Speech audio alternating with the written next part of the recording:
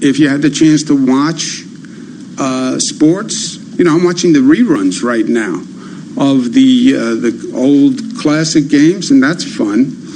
But I'd rather watch current sports on TV if it works.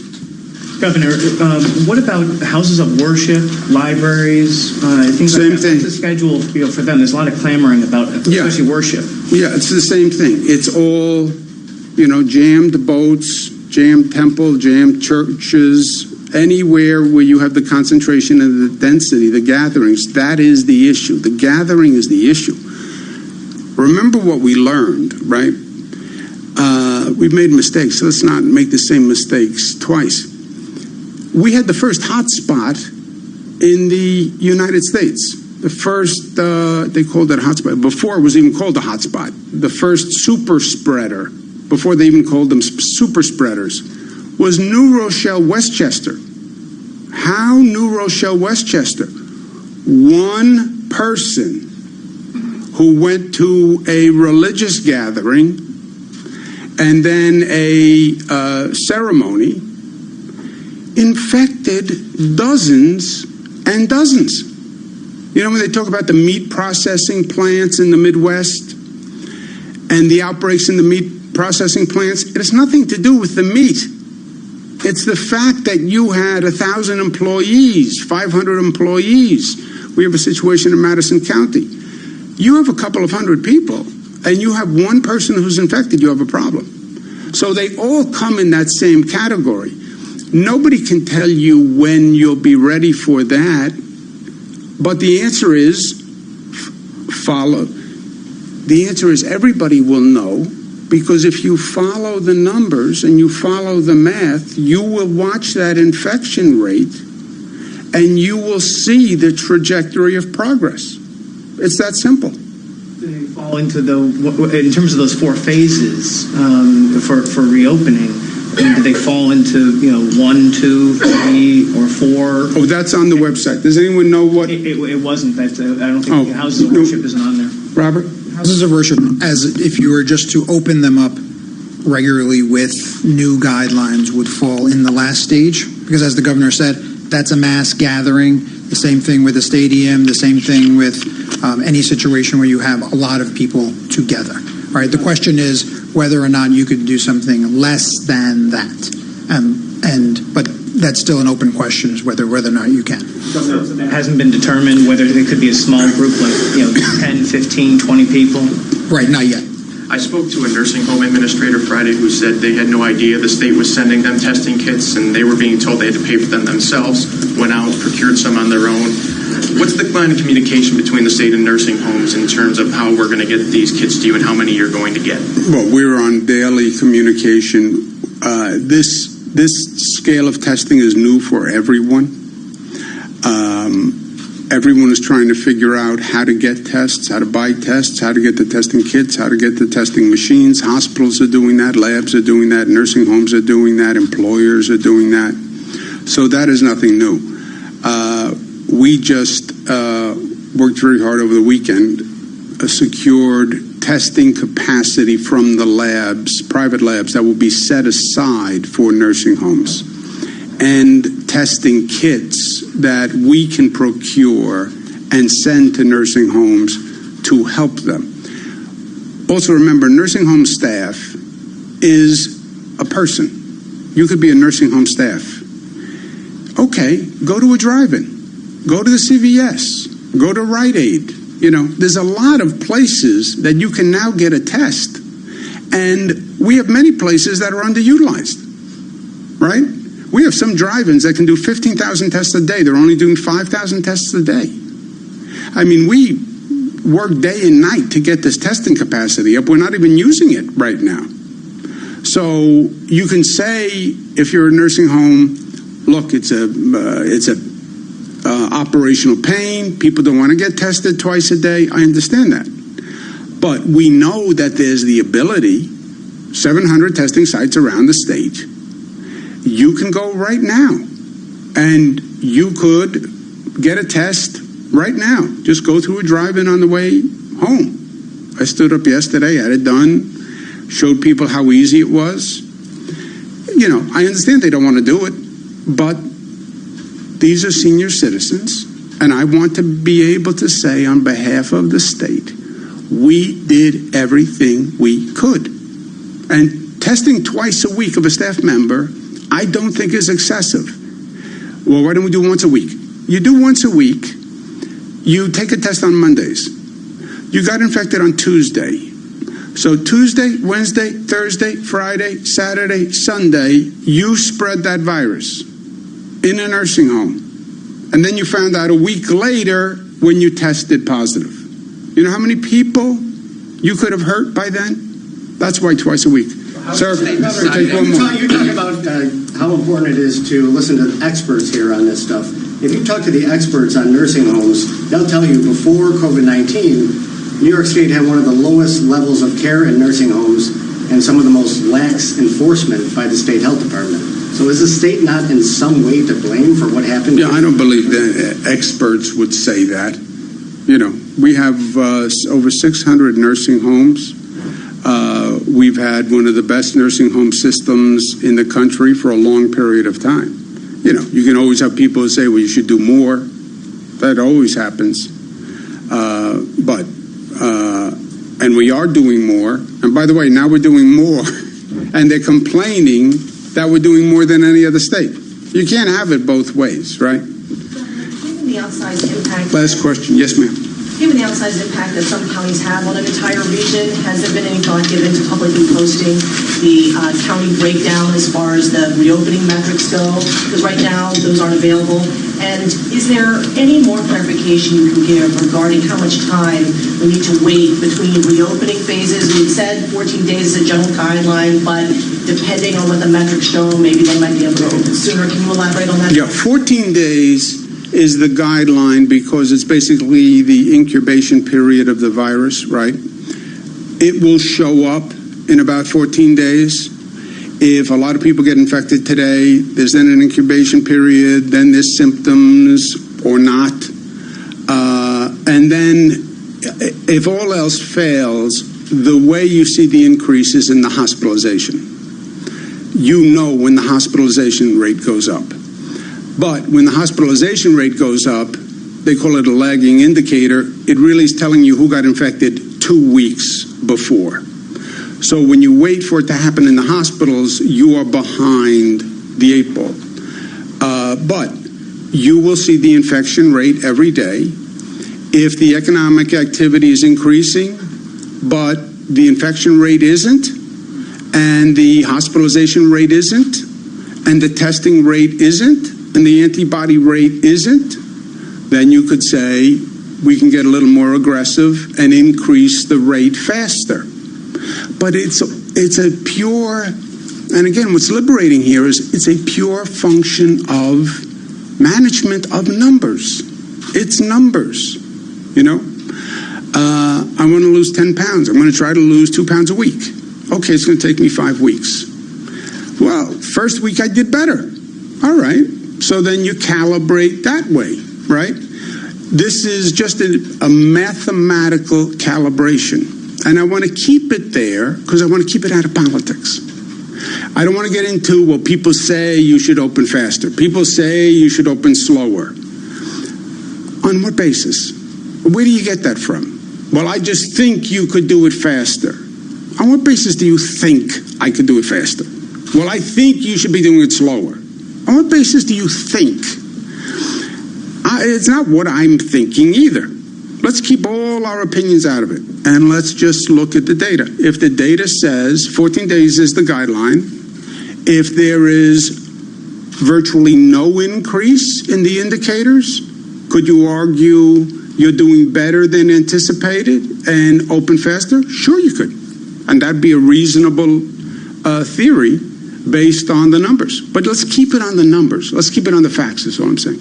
County breakdown, looking at county breakdown? When you break down the numbers too far, I don't know how reliable they are. Remember, this whole system that we're now putting online, this has all been developed in the last 2 months. None of this existed. All this daily reporting by hospitals, reporting by nursing homes, reporting by testing sites.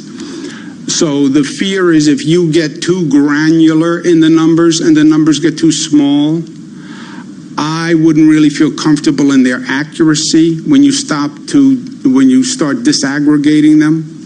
But that is not my field. That's geostatistics, which I never even took. So I just want to make sure. Well, that assumes that the county data is reliable on a daily basis.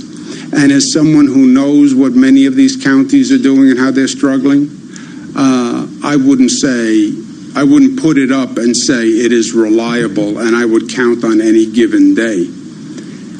That's why I say on all these numbers from day one, don't take any of these day-to-day numbers as gospel, because this is just a reporting system that is still being developed. So take them all with a grain of salt. Really watch, once things reopen, you talk about the individual responsibility, the store shop owner, the bigger businesses. Is someone going to come in and be that kind of watchdog to see that some of these precautions are being taken? Because I think there's kind of a level of different precautions that some people think are they're supposed to take and others aren't taking. And who's going to police whether face masks are being worn in hair salons? Who's going to watch out for that? Well, first, the guidelines are the guidelines. The rules are very specific. They're online. It says exactly what an employer needs to do, an employee needs to do, what curbside pickup is, that an individual should social distance less than 6 feet, an individual should wear a mask when they're not in a position to socially distance or may not socially distance. So the rules are clear, I think. Enforcement compliance is done by the local governments. And we have talked about that a number of times. You have public health people who will be doing the enforcement. Some localities use police to do the enforcement. That's up to the local governments. And also, I believe New Yorkers should enforce it. You know, New Yorkers should enforce it, because this is all about us. This is not really a government function. This is about people working together to achieve a greater goal. You know, I wear a mask to protect you. You wear a mask to protect me. It's my respect for you. It's your respect for me. How these rules are complied with, if they're not complied with, more people will get infected. The infection rate will go up, and then you'll see a necessary reduction in activity, which hurts everyone. So that's how we do it. Yeah, really last question. This is Metric's question from earlier, because what I think it's important, based on what I understand, is that the state moved the date for that spikes from basically the beginning of the outbreak to May 15th. Based on what I've been reading, that changes the date that Western New York would have qualified by at least 10 days, that we were still at least 10 days off. So can you give a little clarification as to what exactly did move and how much that changed when this region qualified for phase one? Yeah, I don't know anything more than I told you. A 3-day rolling average is a 3-day rolling average going back 3 days from today, right? That's a 3-day rolling average. Yep. And we have numbers for what that 3-day rolling average must be. So today's Monday, Sunday, Saturday, Friday, that's the 3-day rolling average. It's based on the last 3 days, and what we've been very clear on was that once we hit May 15th, as soon as a region met the benchmarks, they could enter phase one. So the time reset on May 15th, which was the end of the pause. The last 3 days, Western New York met the benchmarks. The numbers that I gave you, the -6 on the hospitalizations and the 2 on the deaths for the 3-day rolling average, which allowed them to enter phase one. The New York Forward Book note says that number can never exceed 15 or 5 respectively. So I think that's where the confusion is. I don't know. You're above my pay grade. It's on the net change in daily spike. It's not exceeding at all, like not from a baseline of 0. It's the -6 in hospitalizations and the 2 in deaths. And how did we get so many contact tracers? Yesterday, the governor said we were 352 short. Great work of our county executives that identified the bodies within the counties. County executive, city, you came up with contact tracers, scrambled. every region has a number of employees who they're going to make available as contact tracers. Any other area, LG? There are individuals from the various counties participating, people who work in county public health departments, county social services. Even in Niagara County, we have 50 sheriffs that have been identified. So we've really enlisted the public servants from the 5-county region. They have stepped up. They've been participating from the very beginning. They take a 4-hour training course, and they'll be ready to launch tonight. You too can be a tracer. It's a great second job. Constitutionality question. Thank you, Governor. Thank you, Governor. Governor, on constitutionality, do you think that, are you concerned about... And you've been listening to a news conference, the daily coronavirus update from New York Governor Andrew Cuomo. And Cuomo saying, among other things, that New York reporting 106 virus deaths, the second day under 150. And also the state will work with sports teams to restart without fans. And Governor Cuomo also saying there's no reason why people should not get tested in the state, and also that protecting nursing home residents and seniors remains a top priority. You're listening to Bloomberg Radio. Governor Cuomo ending his press conference there right now. We return to Bloomberg's Balance of Power with David Weston with a simulcast of Mark Zuckerberg and EU Commission officials. A wide range of activities, from social media to app stores to facilitating travel bookings. Do you think, Commissioner, that regulation should vary to take account of these different activities? And if so, how? No, you mentioned it. We're working on the DSA. Probably what you had in mind when you said that we're working on this, and it's extremely clear that we're working on the DSA, and that of course we intend to present our proposal at the end of this year. But coming back to your question, and coming back to what Mark just said, it is true that we have seen in this crisis a lot of habits changing. Mark was mentioning SMEs, and it's absolutely true. Online food sales grew drastically during, of course, the crisis, more than 100% in almost every single member state here in Europe. So it means that people are used to it now. And they have been educated. And when you start to do this, of course, you will use it. So it's true that I just want to come back of what we learned during this situation, and what I was keen to enhance is again that we have to invent. We have to invent together our future. We have to do this. We did it. We have been able to invent a way, working together during this very period. And again, it wasn't, it was not granted. We just invented.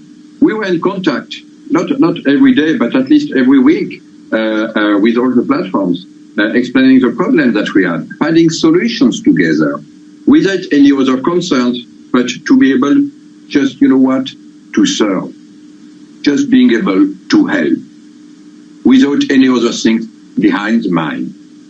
And that's for me extremely important, because of course platforms are playing a huge role today and tomorrow. And if they want to continue to play these roles, they have to learn how to discuss with us, cooperate with us. And Mark knows this very well. I told him, as I said to everyone, we understand very well your business. We appreciate your business. But it's not us who should adapt ourselves to you, but vice versa. This is the way it is. We are a democracy. We are representing 450 million people. And of course, we need to make sure that this will continue with our own democratic systems. And now regarding the platforms, of course, we've been listening to Mark Zuckerberg of Facebook in conversation with EU Commissioner Thierry Breton. You can continue to listen to that on Live Go. But in the meantime, here, we're going to be joined by Lloyd Blankfein, the man who led Goldman Sachs through the great financial crisis. And this is Bloomberg.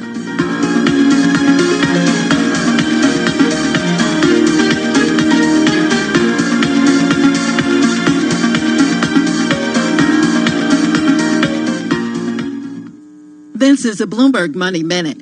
U.S. stocks are up the most in over a month after an experimental vaccine from Moderna showed early promising signs against COVID-19. Airlines and other travel companies are among today's biggest gainers. The Dow is up 815 points, or 3.3%. The Nasdaq up 3%, and S&P 500 up 2.5%. Not all news out today is good. Uber is cutting 3,000 more jobs as it closes more than 36 offices and reevaluates big bets in freight and self-driving technologies. Companies whose employees can work from home may keep them there for months to come. The CEO of American Express says most of its workers will continue their jobs remotely through the end of the year. And for those who do head back into the office, they'll be limiting the number of people in elevators, staggering shifts, and requiring face coverings. Donna Wilson, Bloomberg Radio. Have you wanted to speak a new language, but you thought it'd be too hard or take too much time? Then go to Babbel.com, download the app, and try it for free. In just 15 minutes a day, you'll be on your way to speaking a new language in just a few weeks. And right now, you can try Babbel for free. Babbel starts out teaching you words and phrases by matching them with pictures. You won't believe how easy the interactive program is. Soon the sentences get a little bigger, and before you know it, you're having simulated conversations voiced by native speakers. And because Babbel is crafted by language experts and uses the spaced repetition method, in just 10 to 15 minutes a day, you'll be speaking the language of your choice with real confidence. With Babbel, you can speak a language. Just go to Babbel.com and start your first lesson in the language of your choice for free. Download the Babbel app or go to Babbel.com and try it for free. That's Babbel.com. When you went car shopping, you meant business. You aced vehicle history searches and test drives. You out-salesmaned the salesman. Now you've got your wheels. If you manage that, you can get your retirement plan on track. Visiting aceyourretirement.org can help. With 401k tips and smart saving strategies, you'll have the info you need to get more for your future. Go to aceyourretirement.org, because when it comes to speeding past financial challenges, you're an ace. Brought to you by AARP and the Ad Council. Market upheavals. The narrative is driven by uncertainty about the virus. Political reversals. It's not clear that some of the Republicans up on the Hill are agreed with the Republican White House. Economic shifts. The macro clearly being driven by the coronavirus outbreak. Everything seems to be in motion. Will it also mean a global recession in your view now? But here, you're on solid ground. Looking forward to guiding you through all of this. Bloomberg Radio, the Bloomberg Business app, and BloombergRadio.com. Bloomberg, the world is listening.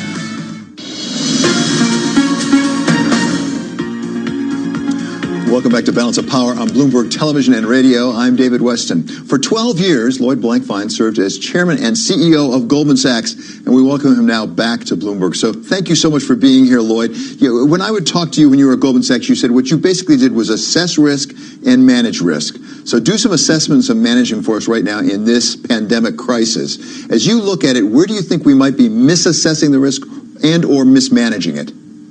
Well, there's a lot that's unknown and unknowable, and moreover, I know that no one knows, and so that's an aspect of this, because you could dig and dig and dig.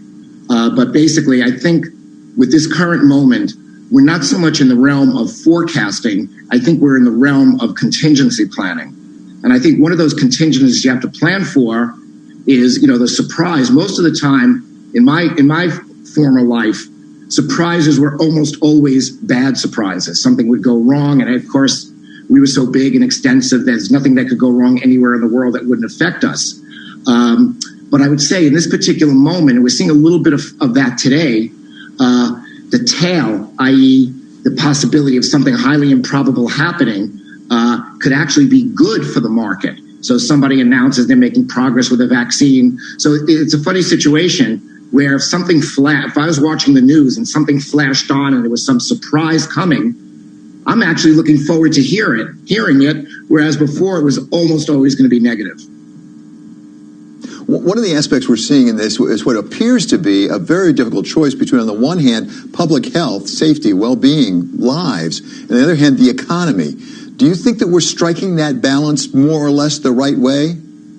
Well, just to question the predicate of that, I think that's a real that juxtaposition is sometimes a bit off. I think there's health issues on both sides, obviously, and a lot has been talked about this now, wherein, extreme poverty, obviously, is a health risk, and all the things that proceed from it, and also, depression, drug addiction, suicide at an extreme, but basically life expectancy comes from, a fall off, a collapse in GDP, and this is unprecedented. So this would be off any of those charts. So I think it's not just health versus economy, it's health, it's economy on both sides. And by the way, the health issues may be more neutral than some people think. Once the curve is, the original intent to flatten the curve was just to stretch out the exposures that people would have so it didn't overwhelm the healthcare system. But the fact of the matter is, I think unless we're going to hunker down until a vaccine comes up or until the virus is obliterated from the face of the earth, which I think is too long to keep the whole country on welfare, eventually people are going to go back. And when they come back, the infection rate is going to go up. So I think we're just postponing the exposures and the infections, of course, to a time when we're better able to deal with it than we were at the beginning. But we're not going to avoid health problems from this virus unless we wanted to freeze the economy for too long that anybody can really think, could really contemplate. Well, Lloyd, that's actually one of my questions, which is whether it's on the health front or for that matter on the economic front, extraordinary efforts are being made. Are we postponing what happens, or are we actually changing what happens? Is this a timing matter only? Well, to some degree, look, if Deus Ex Machina, a vaccine appears, and I know there was some positive news today, but just think it has to go through trials for, we have to make sure it doesn't kill people, make sure it's effective, it has to be manufactured, distributed. That's really, the country can't be on welfare even that long, even if there was, that was something that was magical. We are postponing it, but that doesn't mean it's without help. They're learning things about treating viruses, even if there's not a vaccine. There are treatments that people are aware of. So there is some benefit to it, but not as huge as if there were an ultimate vaccine that would make people comfortable. So I think to a greater extent, we're postponing people's exposure to it. And to some extent, we're eliminating the direst of risks that would happen if the healthcare system was overwhelmed while people had it. But I think in the long run, we have to contemplate that people will go back to work, what kind of economy we'll face. And no matter when you do it, look what happened in some of these Asian countries where they were high-fiving because the virus, the new exposures were way, way down. And notwithstanding that, the second they go back to work, they spike up again. So that's going to be an expectation no matter when you do it. I think when we go forward and look back at this from sometime in the future, if we're going to go through that anyway, people will be very critical if the official sector sacrificed more of the economy than they needed to, even because at the end of the day, I think the exposures are going to be, almost the same. For Bloomberg television and radio audiences worldwide, we are talking with Lloyd Blankfein, the former head of Goldman Sachs. We've heard a fair amount out of both President Trump and the Federal Reserve, particularly Jay Powell, the chair, recently. And it seems from Chair Powell we're hearing two things. One is the Fed will do pretty much whatever it can, whatever it needs to really support the economy as best it can. But on the other hand, a lot of caution that this may take longer than we think, it may be more difficult than we think, and even the possibility of long-term damage. How do you assess the possible damage to the U.S. economy over the longer term? Well, obviously, it depends on how long this goes on. And, you could see, it's easy to see what damage would be. You have certain businesses that come into contact with the public that are going to go away, that were operating at tight margins anyway, that can't afford to wait until they reopen, and some businesses that will reopen at such a reduced level that they won't be profitable, so they won't reopen, and that's damage, and those businesses, unfortunately and sadly, will go out of business. The people who work for them will find other jobs. The economy is resilient, so it will sort out, but it'll take some time. I'm reluctant to use the word permanent.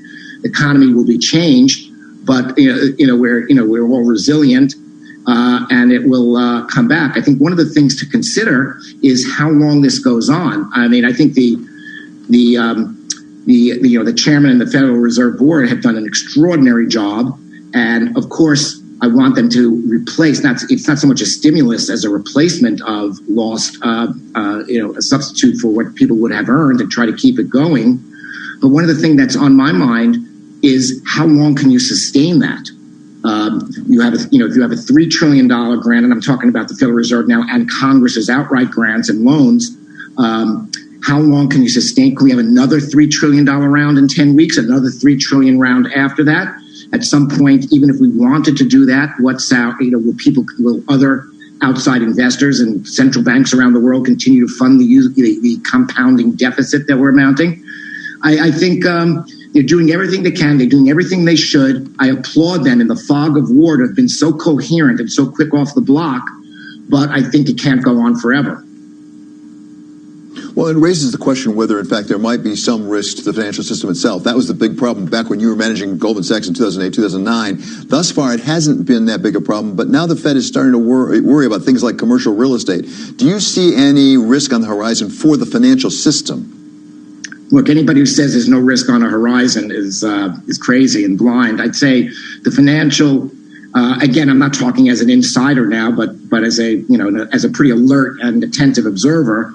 I know that the balance sheets and the liquidity of banks were extraordinary, and I don't necessarily mean that as a compliment to the people who have been and are running the banks. I think the legislation post the financial crisis and the way in which the Federal Reserve tests for these, for liquidity and safety and solvency have been extraordinary, and the banks have been on their toes and have been very well capitalized. And it's worked out pretty well. I would say that the most historical critics of the banks would have to acknowledge that they're very liquid and fairly safe. Now, can I contemplate that something goes on so long, there's huge, massive defaults, blah, blah, and all that stuff?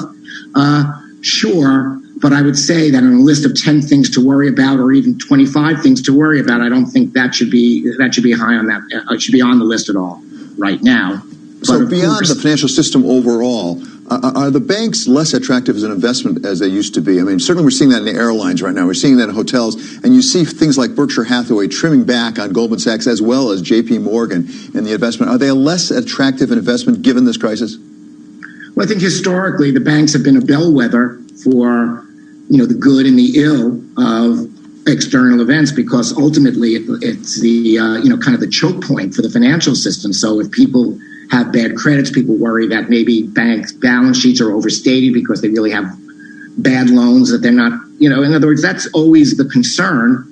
And so they trade on lower multiples. But as I said, it looks to me that a lot of the aspects of this are not, look, it's bad for banks. Loan growth is slow. You worry about the existing loans on your balance sheet. At the same time, there's a lot of financing and refinancing going on in the market. There's a lot of people have to adjust their portfolios, and so there's a lot more trading and opportunities in that part of the market. So I don't know that every aspect of this has to be bad for banks. But if you're asking me, there's reality, there's the economy, and there's markets. Markets have certainly ever since the financial crisis have been very have always had an arched eyebrow when approaching investment in banks. How are we going to pay for all this? You mentioned the trillions of dollars, both from Congress and also from the Fed here.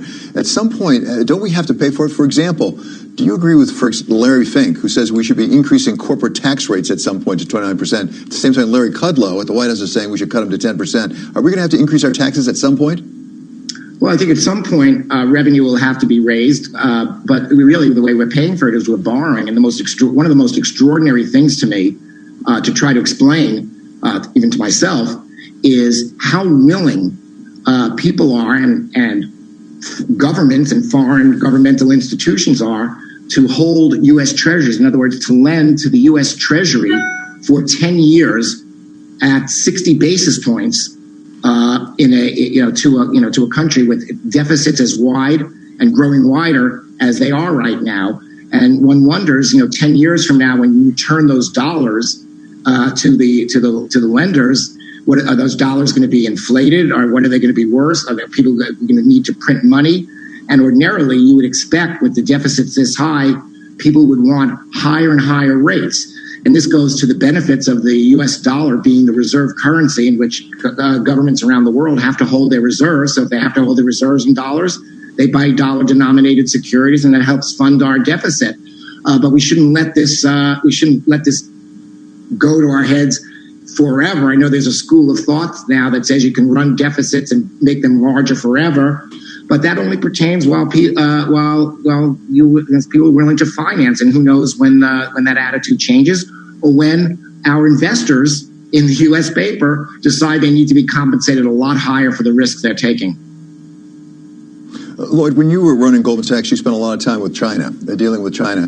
U.S.-Chinese relations, I think it's fair to say, are pretty rocky right now. They weren't great from the time that President Trump came to office. They seem to be getting better, but now we're really blaming them for the virus. Do you see a possible permanent change in U.S.-Chinese relations, and, for example, the possible delisting of Chinese stocks on some of our exchanges?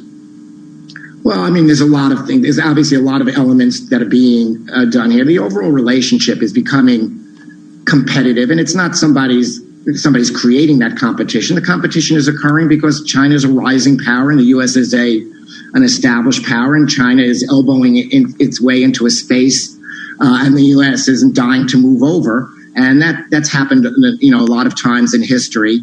And so you expect the natural. There's a lot of rhetoric. Things could be a heck of a lot worse than they are now. But in reality, we think of this thing we think of China differently, I'm sure, than China thinks of China.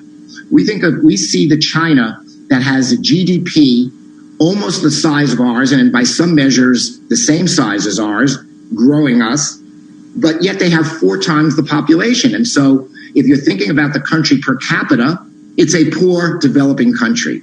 If you think about the total economy of China, it is a fair competitor for us operating at our scale of activity. So, China, who still has projects funded by the World Bank as an emerging country, could have an armed forces on the scale of the United States because there the gross product of the whole country matters. But if you're feeding the population, the per capita GDP matters. And so we tend to see each other different. China kind of feels a little bit more victimized, and we feel that they're not paying their fair share. And the answer is that's the perspective that has to be reconciled. But that's still the most important relationship in the world.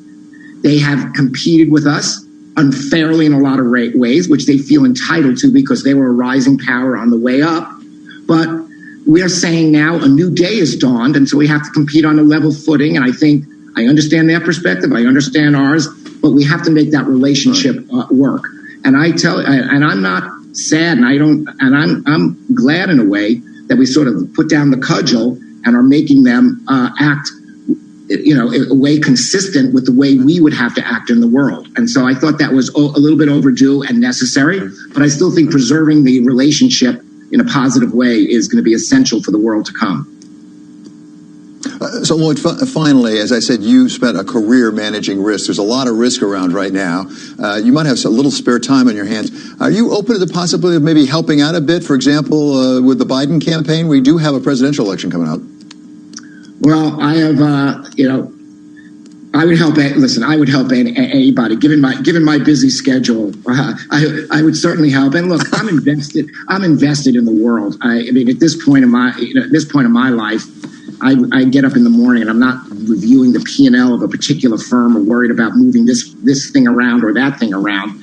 I'm really, frankly, worried about and for good reason, the state of the nation, the American way of life.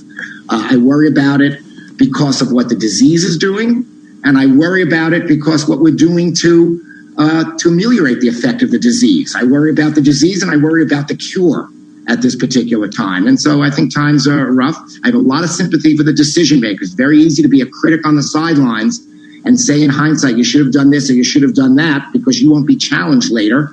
So I have sympathy for the decision makers. But that said, the actual decisions are very important. And let me tell you, if I could contribute, I would. Who wouldn't at this point? Exactly. Thank you so much, Lloyd. Really appreciate your spending some time today. That's Lloyd Blankfein. He was, of course, chairman and CEO of Goldman Sachs for 12 years. And coming up tomorrow, I'm going to talk with Brian Moynihan, the chairman and CEO of Bank of America. Coming up here right away, we're going to have Representative Dwight Evans from the state of Pennsylvania. That's coming up on Balance of Power on Bloomberg Television and on radio.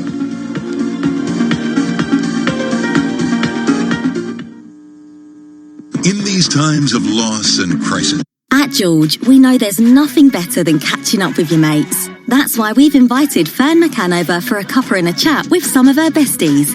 Because staying in is the new going out, right? Join us and Fern over on our Instagram TV at Georgia Asda to get all the latest gossip, giggles and fashion tips. Sunday at 6 p.m. Imagine winning 10 grand. Yes! With Set for Life, you could win 10 grand every month for 30 years. Get in! Amazing! Woo! Yes! Sweet! Unbelievable! Set for Life from the National Lottery. Your numbers make amazing happen. Play Monday online or on the app. Prize may be capped. Rules, procedures and game-specific rules apply. Players must be 16 or over. This is an important update from the government about coronavirus. We all need to stay alert so we can control the virus and reduce the risk of infection. To stay alert, you must remain at home as much as possible.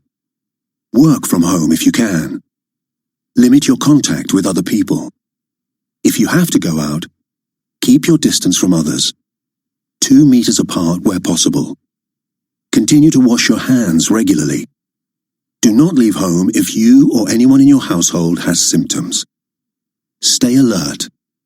Control the virus. Save lives. Want to relive the glory of college football? Balls over a man, into the end zone, Come explore TuneIn's classic game replay collection to hear ESPN's complete coverage of the 2019 New Year's 6 bowl games. Don't miss your chance to re-experience the Rose Bowl, the 2020 National Championship, featuring Clemson and LSU. There's going to be 2 champions on the field tomorrow night. There's going to be 1 team hold up the trophy. 10, rise to the 5, touchdown! Search Classic Game Replays to listen for free.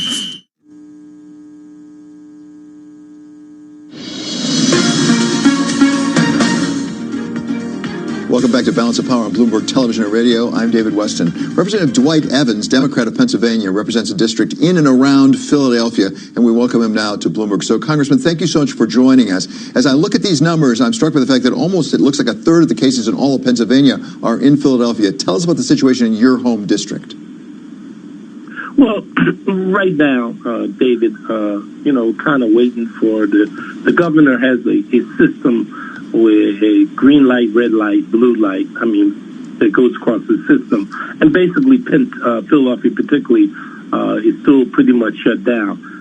They're having a lot of economic impact, obviously, on business, but as well as the public health. Our hospitals are also been taking a lot of weight, obviously not as much as what New York has been doing, but basically we have had our challenges too. So we're basically trying to figure out a way, how do we deal with this pandemic? People are very much cooperating and they're trying to figure out what's the best way to handle it.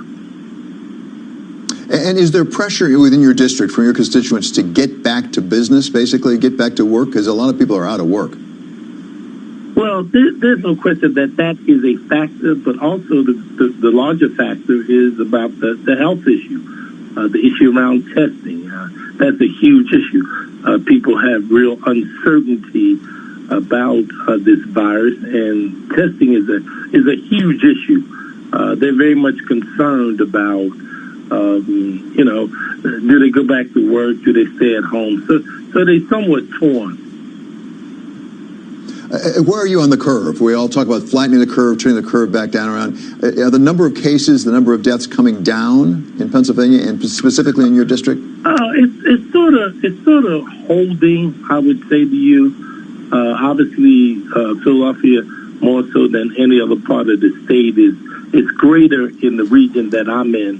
We're in the southeast part of Pennsylvania, and basically the governor has gone from the western part of the state heading towards the southeast where Philadelphia is. So the numbers are greater in the southeast than they are in the western part of the state. Democrats in the House of Representatives have proposed, I think it's called the HEROES Act now, the next tranche, the next level of relief. What would that do for your district? That would be huge because for essential workers, that would be investment opportunities. The rebates would be huge. Our state and local governments would also, our state government has a huge problem with something like $4 billion. Our city government is in the ballpark of like $700 million. So that's a huge problem. And then we have our mass transit system, which has our airport, our mass transit system, our airport. And you're talking about a city with something like 25% poverty. So obviously, if you take the poverty and you take the pandemic and you put the pandemic over top of the poverty, we have some real challenging times. But we have some good people. I mean, they are sticking and they understand that, this is no fault of anybody on, but we will get through this. Your district, as I understand it, has a very substantial African-American population as well. We've seen in various states a disproportionate effect on African-Americans and Hispanics, by the way, Native Americans as well, for various reasons, I think because of health care, because of the sort of work that they need to do in close proximity. What's the situation in Philadelphia? You're correct when you say that the health disparity has been a huge challenge. As a result, the governor has kind of put a health disparity task force together. He has the lieutenant governor in charge of that health disparity. But, obviously some of those issues around healthcare are for real and things that we need to deal with. And that's why in terms of the Heroic Act was very important in terms of the investments. For example, investments we made about hospitals, investments about testing, investments about tracing. All those issues was very important in the HERO Act and what we did. So those are things that can take away. Another big issue is the issue around housing, rental, availability buying housing. Those are also very crucial issues that we have to do. And the other thing that are very big is small businesses. Small businesses are the backbone. There's a lot of African-American businesses, Latino businesses that are there, and 30 to 40% may not make it back. So we're trying to figure out how do we stabilize the small businesses. So between the small businesses and the hospitals, they are very much a part of the engine of the economy of the Southeast.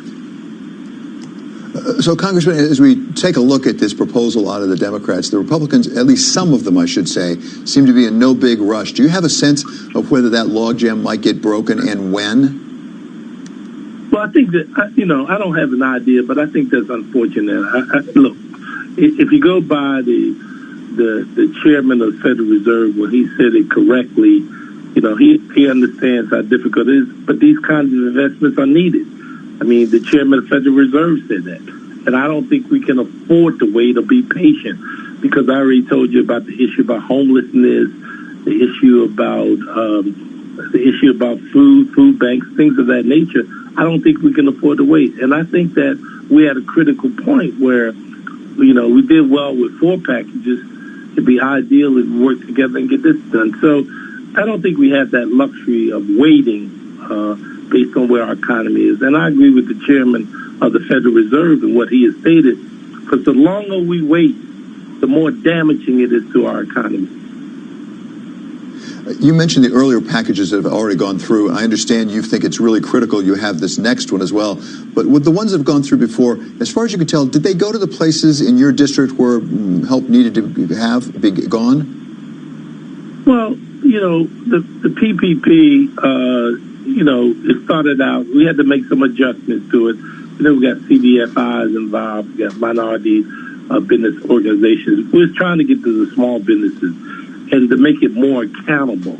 Because as you know, the system basically is driven by banks, and then there's accountability regarding the small business. So there was still some work in progress.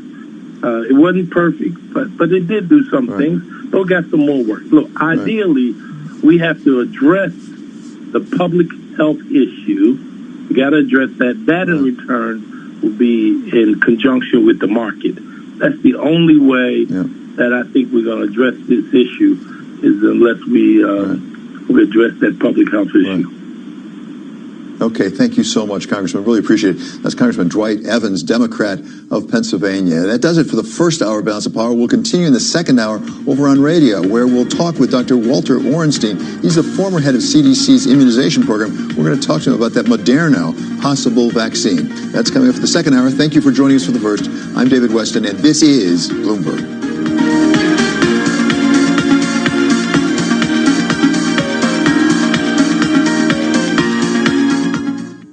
This is a Bloomberg Pursuits look at luxury. Although it may be tough to make summer plans, the Hamptons rental market is booming, fueled by New Yorkers eager to leave the city during the shutdown. As a result, the Shosugi Banhouse, a 13-room spa and resort, is reinventing itself as a $400,000 per month summer rental.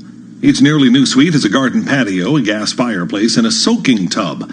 While the 3-acre property does have a tennis court and multiple spa pools, its non-traditional hotel setup allows for some kind of social distancing, even from one's own family.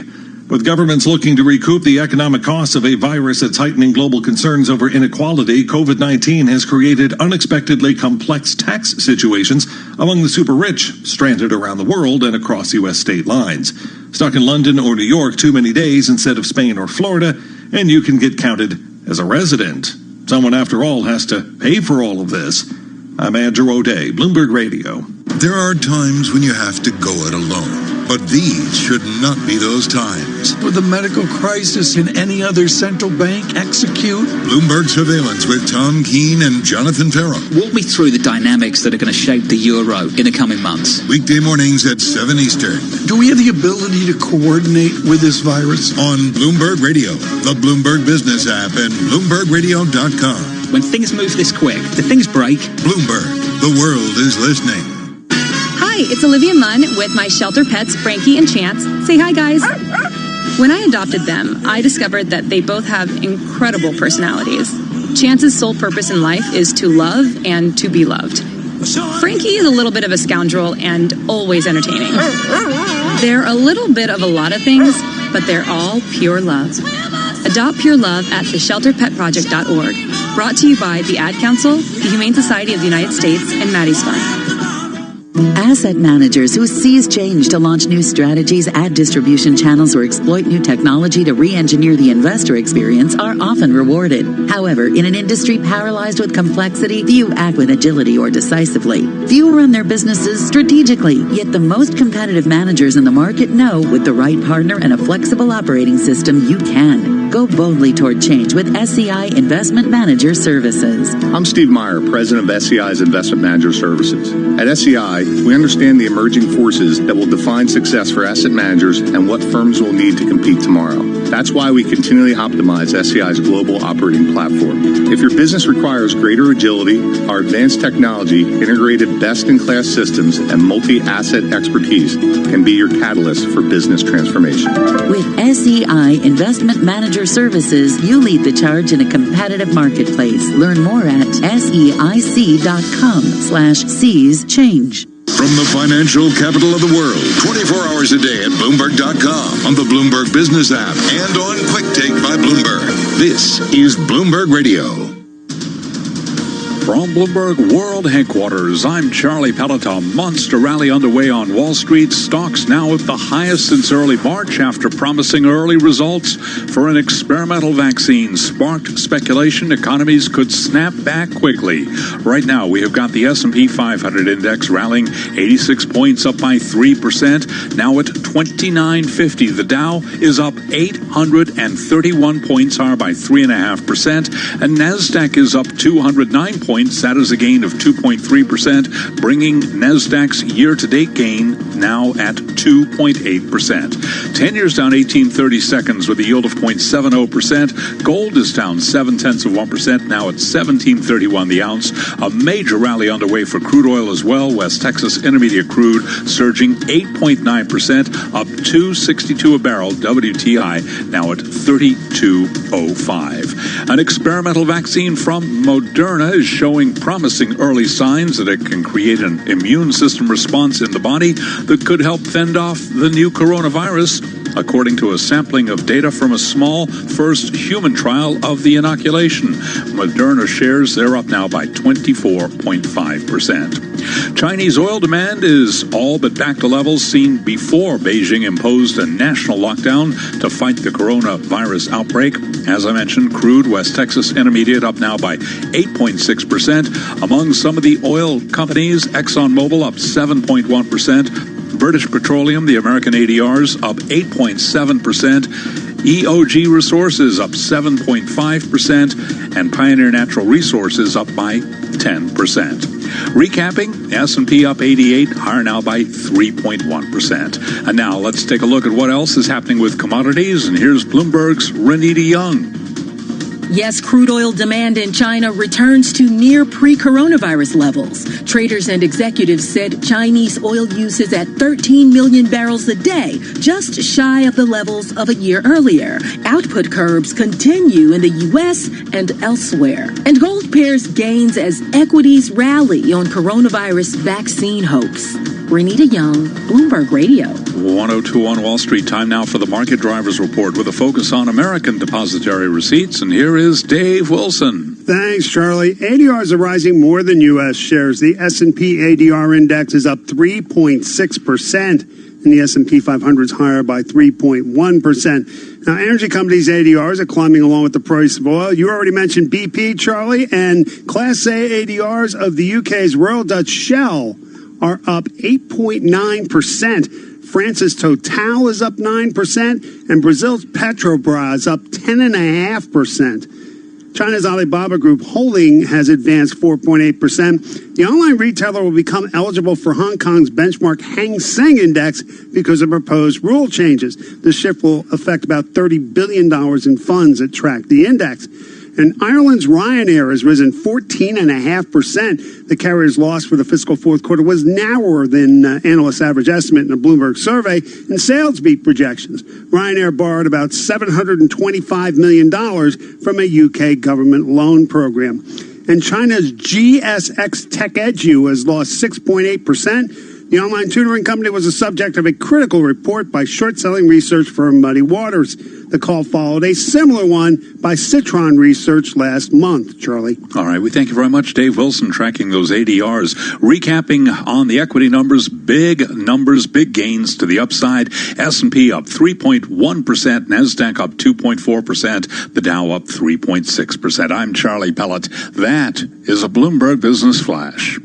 This is Balance of Power. Everybody in the world has one common enemy, and that's to win the war against this virus. The first thing you do is listen to the medical professionals. Those people that lost their pay, we want to see that pay continued. Where the world of politics meets the world of business. Our priority is the health and well-being and the lives of the American people. We want to make sure that we are continuing to support our hospitals. We've unleashed our most potent weapon of all, the courage of the American people.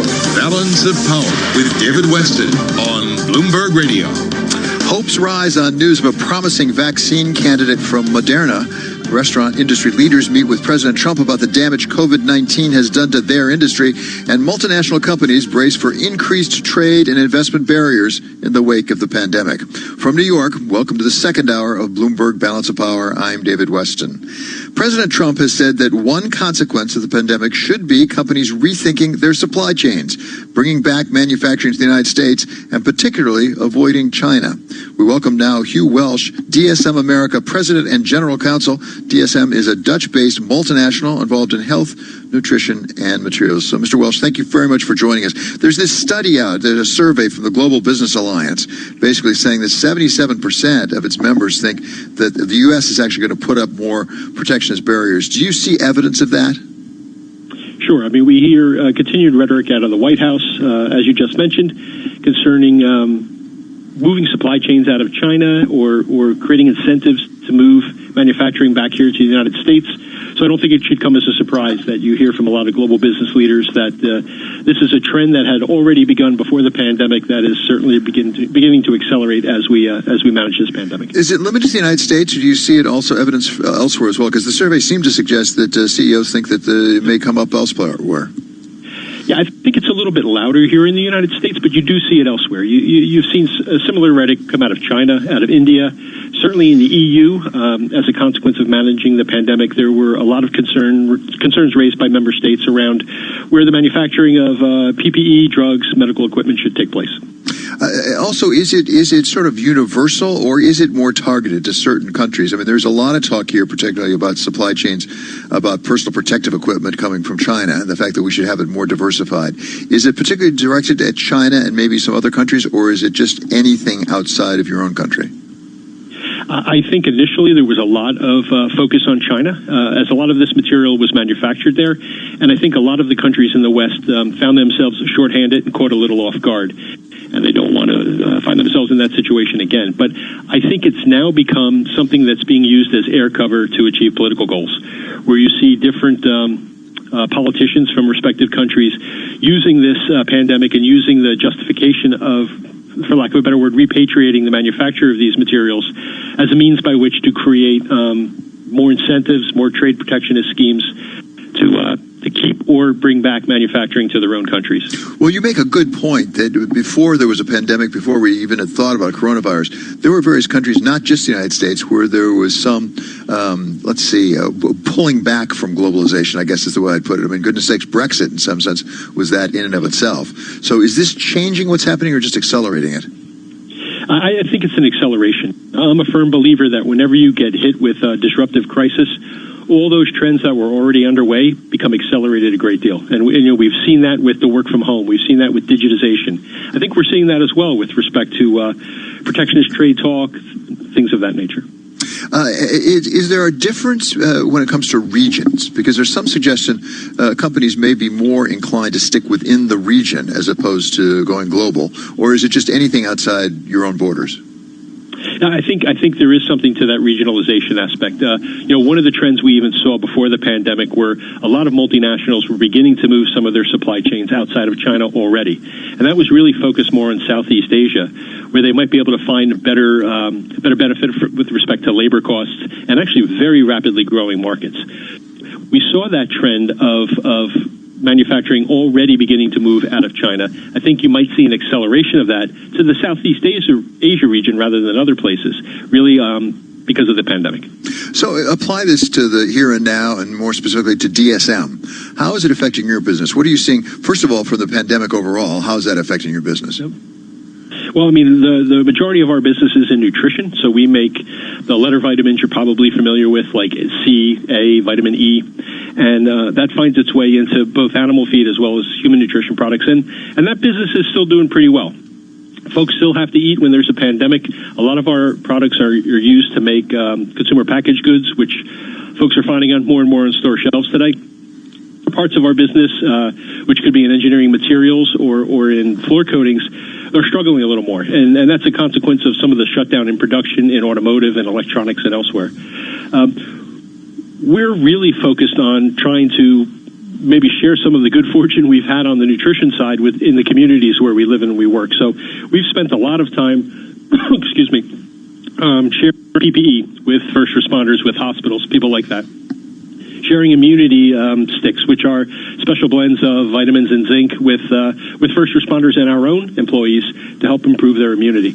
When I think about globalization, I think of a visit I had just on Friday where I brought a bunch of N95 masks to a VA assisted living facility here in New Jersey where I'm sitting that desperately needs them. And I just sort of chuckled that these were masks that we imported from China by a Dutch company to help U.S. military veterans. That really speaks volumes, I think, to how much global trade has helped everyone, and that maybe some of this rhetoric around increasing protectionism and the need for it is more political than it really is reality. Well, and it may be overblown, goodness knows. At the same time, as you make your strategic plans going forward for DSM, might this affect actually where you locate some of your operations? Yeah, we're constantly looking at particularly our manufacturing footprint. And the reason for that is because those are large capital projects. And when you make a decision where you're going to deploy capital at that kind of scale, you better think it all the way through. And you need to take into consideration trade, tariffs, all of those issues that may be impactful as products make its way through the supply chain. So we have quite a bit of manufacturing in China, but we also do quite a bit of manufacturing here in the United States.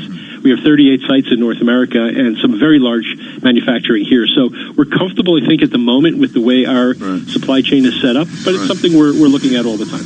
Okay, really appreciate you being with us. That's Hugh Welsh of DSM North America.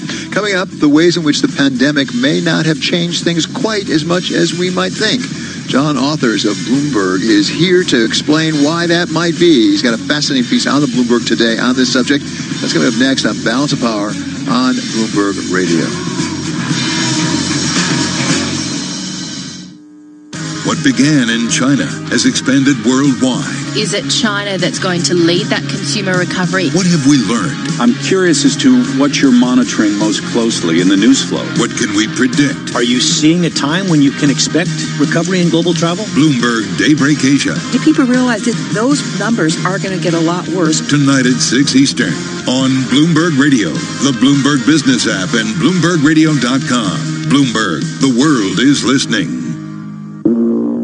If you love them enough to listen to them practice the same song on tuba, Please be done. over and over and over and over and over, then surely you'll check NHTSA.gov/the right seat to make sure they're correctly buckled in the back seat. Sounds good, honey. Check today at NHTSA.gov/the right seat. Brought to you by the National Highway Traffic Safety Administration and the Ad Council. In-depth analysis, concise reporting, need-to-know global business news. Around the world and across the markets, Bloomberg connects the dots for decision makers. Stay on top of today's headlines. Follow big breakthroughs in tech. Understand the latest political issues. See how the world's wealthiest are spending their money. Track what's happening in the markets, and much more. Subscribe today to Bloomberg, the global standard for business reporting. Get it all at Bloomberg.com/subscriptions. To protect her home and family in a disaster, Karen was willing to wade through water, mud, and insurance paperwork. Yeah, I can do this. You go, Karen! By simply understanding and updating what her insurance covers and doesn't cover now, she'll be better prepared no matter when disaster strikes. Learn other simple ways to protect your home and family before a natural disaster at ready.gov. That's ready.gov. A message from FEMA and the Ad Council. The world's financial decision makers connect on the Bloomberg terminal. At George, we know there's nothing better than catching up with your mates. That's why we've invited Fern McCann over for a cuppa and a chat with some of her besties. Because staying in is the new going out, right? Join us and Fern over on our Instagram TV at Georgia Asda to get all the latest gossip, giggles and fashion tips. Sunday at 6 p.m. Picture in your mind a stylish Audi with striking LED headlights, sporty alloy wheels, and some of our most advanced features, including a 10-inch digital cockpit and smart assistant systems like lane departure warning. Picture what that Audi looks like. Now think smaller. The Audi A1. It's not a small car, it's a small Audi. Visit audi.co.uk. Audi. Vorsprung durch Technik. Where will 2020 take you? Somewhere where people care. About each other. About our planet. About creating a better world for everyone. And becoming the best versions of yourselves. Join a community of like-minded individuals at the University of Winchester. Make sure to accept your offer by the UCAS deadline and visit our website to find out more. See the bigger picture. Be the difference. Go to winchester.ac.uk. Hi, I'm Dan from NatWest Manchester branch. We know life's hard right now, but if coronavirus has affected your finances, we're doing our best to make things easier. If you're a personal customer, you can request a 3-month payment break if you're struggling with your mortgage, loan or credit card. Or if you need help with an existing arranged overdraft, you could get £500 interest-free for 3 months. Remember, every one of us is here to support you. There are lots of ways we could help. Search NatWest Coronavirus. Eligibility and conditions apply to payment breaks. Overdraft up to your agreed limit if lower than £500. This is an important update from the government about coronavirus. We all need to stay alert so we can control the virus and reduce the risk of infection. To stay alert, you must remain at home as much as possible. Work from home if you can. Limit your contact with other people. If you have to go out, keep your distance from others. 2 meters apart where possible. Continue to wash your hands regularly. Do not leave home if you or anyone in your household has symptoms. Stay alert. Control the virus. Save lives. With the NHL season temporarily on ice, now is a good time to catch up on past games. It's that score, Malkin again! Bergeron, he scores! With game replay on TuneIn, you can listen to every power play, slap shot, and goal of the 2019-2020 season so far. Suter to Cunnin to Fiala, he scores! For a limited time, it's free for hockey fans everywhere. Search Classic Game Replays to start listening. Be part of the college sports conversation on TuneIn. Hear the latest storylines around SEC football with the Paul Feinbaum Show. I distinctly remember when you were hired, and I must say most of us thought you were out of your mind.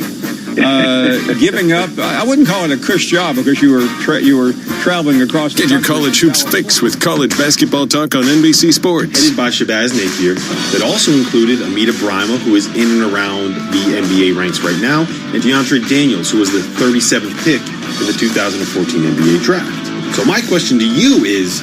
Or listen to the daily news from around the wide world of college football with College Football Live. I would go with Utah. I think Utah is the better team. And I know I'm talking to an Oklahoma guy, but listen, and it may be recency bias having watched Utah last week and doing that game, but I just think they're a more complete football. Discover these and more college sports podcasts right here on TuneIn. News 24 hours a day at Bloomberg.com, the Bloomberg Business app, and on Quick Take by Bloomberg. This is a Bloomberg Business Flash. From Bloomberg World Headquarters, I'm Charlie Pellet. Stocks are rallying today on, among other things, more signs of easing and getting back to normal after the coronavirus. In New Jersey, golf ranges, batting cages, and private tennis courts can reopen. This, according to Governor Phil Murphy, making that announcement in just the past couple of minutes. Stocks are now at the highest levels since early March after promising early results for an experimental vaccine sparked speculation economies could snap back quickly. Moderna shares up by 26.4%. Should point out that year-to-date, this is a stock that is up more than 330%. Right now, the S&P is up 92. That is a gain of 3.2%. The S&P now at 2955. NASDAQ is up 232 points, up 2.6%. The Dow surging 865 points. That's an advance of 3.6%. 10-year down 20-30 seconds with a yield of 0.70%. Gold down 0.9%, 17.28 the ounce. Crude oil, West Texas Intermediate, major story today as well. WTI surging 8.7%, now at $32 a barrel. I'm Charlie Pellet, and that is a Bloomberg Business Flash. Bloomberg Opinion, informed perspectives, and expert data-driven commentary on breaking news. It's time now for Bloomberg Opinion, and we welcome today John Authors, who is Senior Editor for Markets. And he has a terrific piece out, really a comprehensive piece, sort of doing a tour around the various markets today. It's called Markets Have Much More to Worry About Than COVID. John, thank you so much for being here. Let's start with the United States, where the stock market, again, today is up quite nicely. Gave off a little bit last week, but you say there's some reasons for concern when it comes to U.S. stocks. Well, obviously, coronavirus, floods out everything else. But if you look to the longer term, politics haven't gone away, and politics look as though they're going to be extremely contentious from now through until November, and that hasn't shown up in prices at all, which you can see by if you take a look at how managed healthcare stocks have done. The fact that the Democrats are now regarded as a 50-50 shot to take the Senate back, which has not been the received wisdom for years. That ought, in my opinion, to be having a much bigger effect. The other important point to note, although this is one thing that has moved slightly in today's big bounce back, is the narrowness of the market. Yeah. You can make all the arguments you like about how the FANG stocks, Apple, Facebook, Netflix, Google, etc., Amazon are strong companies that deserve some of the valuation they're receiving at the moment. But the degree to which they've outperformed everybody else, the degree to which small companies are still down far more than 20% since the top, while the FANG stocks, I'll actually give you the precise numbers, the Russell 2000 is still down 21.5% as of this moment from the peak in February, and the FANG stocks are down 3.5%. That is not something that makes sense. You cannot have, even if these companies are dominant, strong companies, they have to have something to dominate if they're going to make money. And if the small companies are still doing that badly, they simply cannot make the kind of money that people are banking on them to do. Is there any way of discerning, John, how much of that is because in this new world we're rushing headlong into things like telemedicine and remote learning and working from home and things, and it really plays to the tech stocks' favor, or it's just they feel safer right now?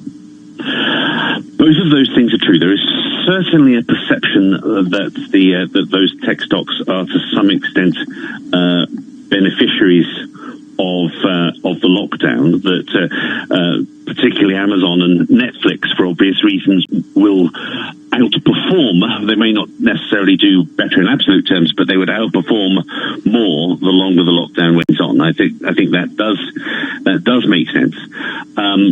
But there is this crazy weird sense over the long term, buying the biggest stocks in the index is a really bad thing to do, because once you're the biggest stock in the index, you have nowhere to go but down. Relatively speaking, you're going to be better off with somebody else.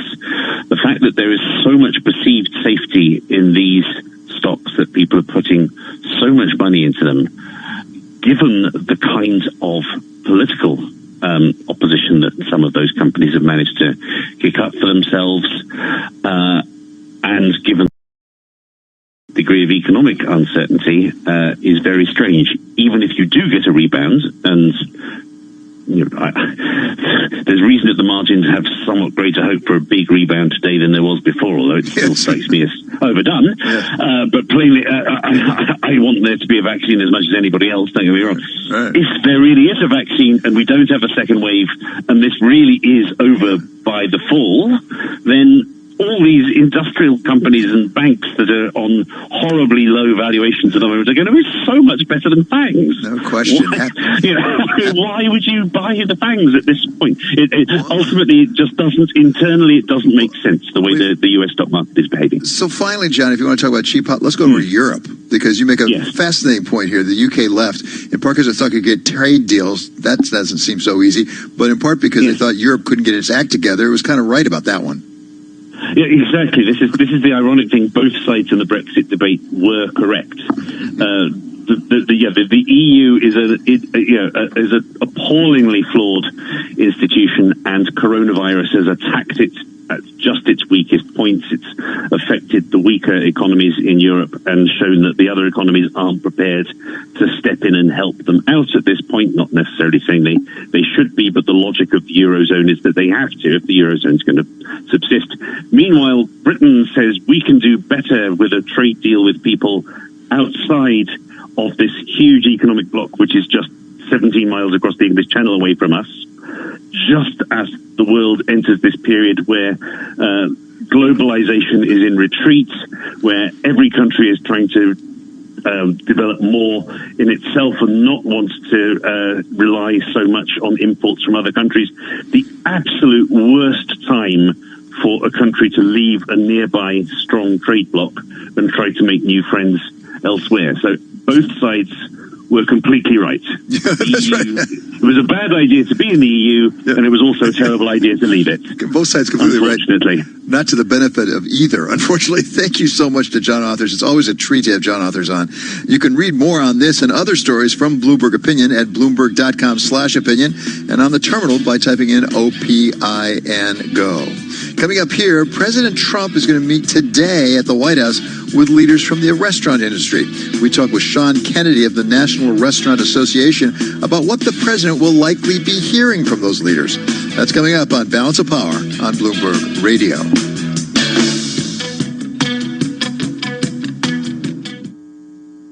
This is a Bloomberg Money Minute. U.S. stocks are up the most since early March after an experimental vaccine from Moderna showed early promising results against COVID-19. The Dow is up 3.5%, NASDAQ up 3%, S&P 500 up 2.5%. Well, stay-at-home orders have cut demand for Uber's services. A couple of weeks ago, it announced plans to cut nearly 4,000 jobs. And today, Uber said it will cut an additional 3,000. Uber is also reevaluating plans for self-driving cars and moving freight. A new survey finds 1/3 of small businesses have stopped operating, while another 11% expect to fail in the next 3 months if COVID-19 conditions persist. That's according to a Facebook survey of business owners and employees. Donna Wilson, Bloomberg Radio. There are everyday actions to help prevent the spread of respiratory diseases. Wash your hands. Avoid close contact with people who are sick. Avoid touching your eyes, nose, and mouth. Stay home when you are sick. Cover your cough or sneeze. Clean and disinfect frequently touched objects with household cleaning spray. For more information, visit cdc.gov/COVID-19. This message brought to you by the National Association of Broadcasters and this station. Bloomberg and Eaton Vance are proud to present a Boston Pop salute to our heroes. This Independence Day, the orchestra's 4th of July tradition continues. The program will feature guest artists, highlights from past fireworks displays, new music paying tribute to the heroes of the current health crisis, and honoring the memories of those we have lost. Watch and listen Saturday, July 4th, starting at 8 Eastern, exclusively on Bloomberg Television and right here on Bloomberg Radio. In-depth. Just this wall and that one to do, Dave, and then we're done. Whoop! Oh, no! Hello, Steve the Sparky. Pass us that roof tile, Chris. Yep, sure. I'll be fun. Oh, no. Saved by the gutter. Built to rough it with contractors. Samsung rugged devices. Easy to use, hard to break. Explore the Samsung Rugged range. At George, we know there's nothing better than catching up with your mates. That's why we've invited Fern McCann over for a cuppa and a chat with some of her besties. Because staying in is the new going out, right?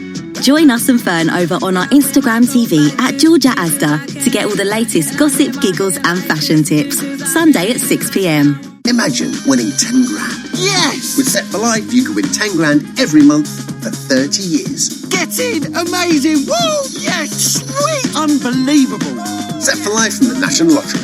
Your numbers make amazing happen. Play Monday online or on the app. Prize may be capped. Rules, procedures and game-specific rules apply. Players must be 16 or over. This is an important update from the government about coronavirus. We all need to stay alert so we can control the virus and reduce the risk of infection. To stay alert, you must remain at home as much as possible. Work from home if you can. Limit your contact with other people. If you have to go out, keep your distance from others, 2 meters apart where possible. Continue to wash your hands regularly. Do not leave home if you or anyone in your household has symptoms. Stay alert. Control the virus. Save lives. Whoa, just got a Moonpig reminder that it's your birthday Saturday. Yeah, I set that up. Oh, do you know what? I forget one time. Okay, I'm in the app. Oh, the romantic card section. I'm full of surprises. Now, what rhymes with babe? How about just uploading a nice pic? No, wait, I'm not ready. Hey, I love you from every angle. Now for the gifts. Oh, and flowers. Heartfelt can happen anywhere with Moonpig.com. Download the app now. Stay on top of everything happening in the pro wrestling universe with the Body Slamming podcasts on TuneIn. For passionate recaps of the most recent SmackDown to a pro wrestler's perspective on life and culture at large, search sports and scroll down to the world of wrestling to listen. Hit the court anytime with these great NBA podcasts on TuneIn. The Low Post. So what struck you about this potential head-to-head matchup? What did we learn now that Zion is involved and LeBron and Zion go at each other for the first time? You know, I still think both teams have to figure out kind of who are their guys when they get into a fourth quarter. I think you saw that with both of them. There were some kind of odd moments. The Ringer NBA Show. Who ended up winning the thing. But I did watch for a little bit when it was DeAndre Ayton and Zach LaVine playing against each other. And then as the days went on, Devin Booker was involved. Tell me you've seen the clip of Devin Booker when I can't remember who his opponent was. Or the Haber Show. At the end, it's because I worked in the NBA in the front office, and you know, when I was 14 years old, my family moved back from Sudan to America. I went to high school here in New York Find these and more NBA podcasts right here on TuneIn. Did you know that with TuneIn's local radio feature, you can stream live FM and AM stations broadcasting in your area? Discover local news, talk, and music stations. Navigate to the local radio section under Browse to listen locally on TuneIn. Broadcasting live from the Bloomberg Interactive Brokers Studio in New York. Bloomberg 1130 to Washington, D.C. Bloomberg 99.1 to Boston. Bloomberg 106.1 to San Francisco. Bloomberg 960 to the country. Sirius XM Channel 119. And around the globe, the Bloomberg Business app and BloombergRadio.com. This is Balance of Power with David Weston. Coming up on Balance of Power, the restaurant industry has been hit particularly hard by the shutdown in response to the pandemic. Sean Kennedy of the National Restaurant Association is here to discuss the state of his business. But first, let's get a market check with Charlie Pellet. Hi, thank you very much, David Weston. Two developing stories. First of all, Germany's ThyssenKrupp exploring consolidation options for its steel and marine businesses. Also, word from Target moments ago that it will be extending its temporary $2 an hour pay hike for workers through July 4th as the company continues to deal with higher demand amid the COVID-19 pandemic. Shares of Target are up for a fifth straight session. Target shares up now by just about 3.1%. It is an up day on Wall Street with the Dow, the S&P, and NASDAQ all rallying. Stocks now at the highest level since early March after promising early results for an experimental vaccine from Moderna sparked speculation economies could snap back quickly. Moderna shares, they are rallying today by 25%. S&P's up 95 now, up by 3.3%. The Dow up 888 points, up 3.8%. And NASDAQ is up 2.4%, up by 2.7%, I should say. NASDAQ up 244 points now at 92.58. We've got the 10-year down 20-30 seconds with a yield of 0.70%. Gold is down 0.8%, 1730. Crude oil, a major story today, surging 7.6%. WTI up $2.25 a barrel now at $31.68. Home builder confidence is edging higher after a record decline, and with that story, here's Bloomberg's Vinny Del Giudice. Even with this month's gain, the home builder confidence index remains depressed, running at one of the lowest levels since the housing bust more than a decade ago. Blame it on the economic impact of the pandemic. In April, the index dropped by more than 40 points, the most in records back to the 1980s. Tuesday, the government issues data on April housing starts and building permits, and economists are forecasting a historic plunge. Vinny Del Giudice, Bloomberg Radio. Uber Technologies has eliminated an additional 3,000 jobs. Uber shares up 6.9%. Crosstown San Francisco rival Lyft up by 9.9%. Recapping equities rally, S&P up 95, up 3.3%. I'm Charlie Pellet. That, David Weston, is a Bloomberg Business Flash. Thank you so much, Charlie Pellet. This is Balance of Power. I'm David Weston. And as we come back, we have a few headlines coming out of the White House at the moment. There's an unscheduled, as far as we know, event involving opportunity zones, but the president did talk to the press pool and said, among other things, that those oil prices Charlie just told you about are back up to the point where companies may be in good shape. He also said that the U.S. needs to be reliant on itself, not other countries. Not a big surprise coming from President Trump.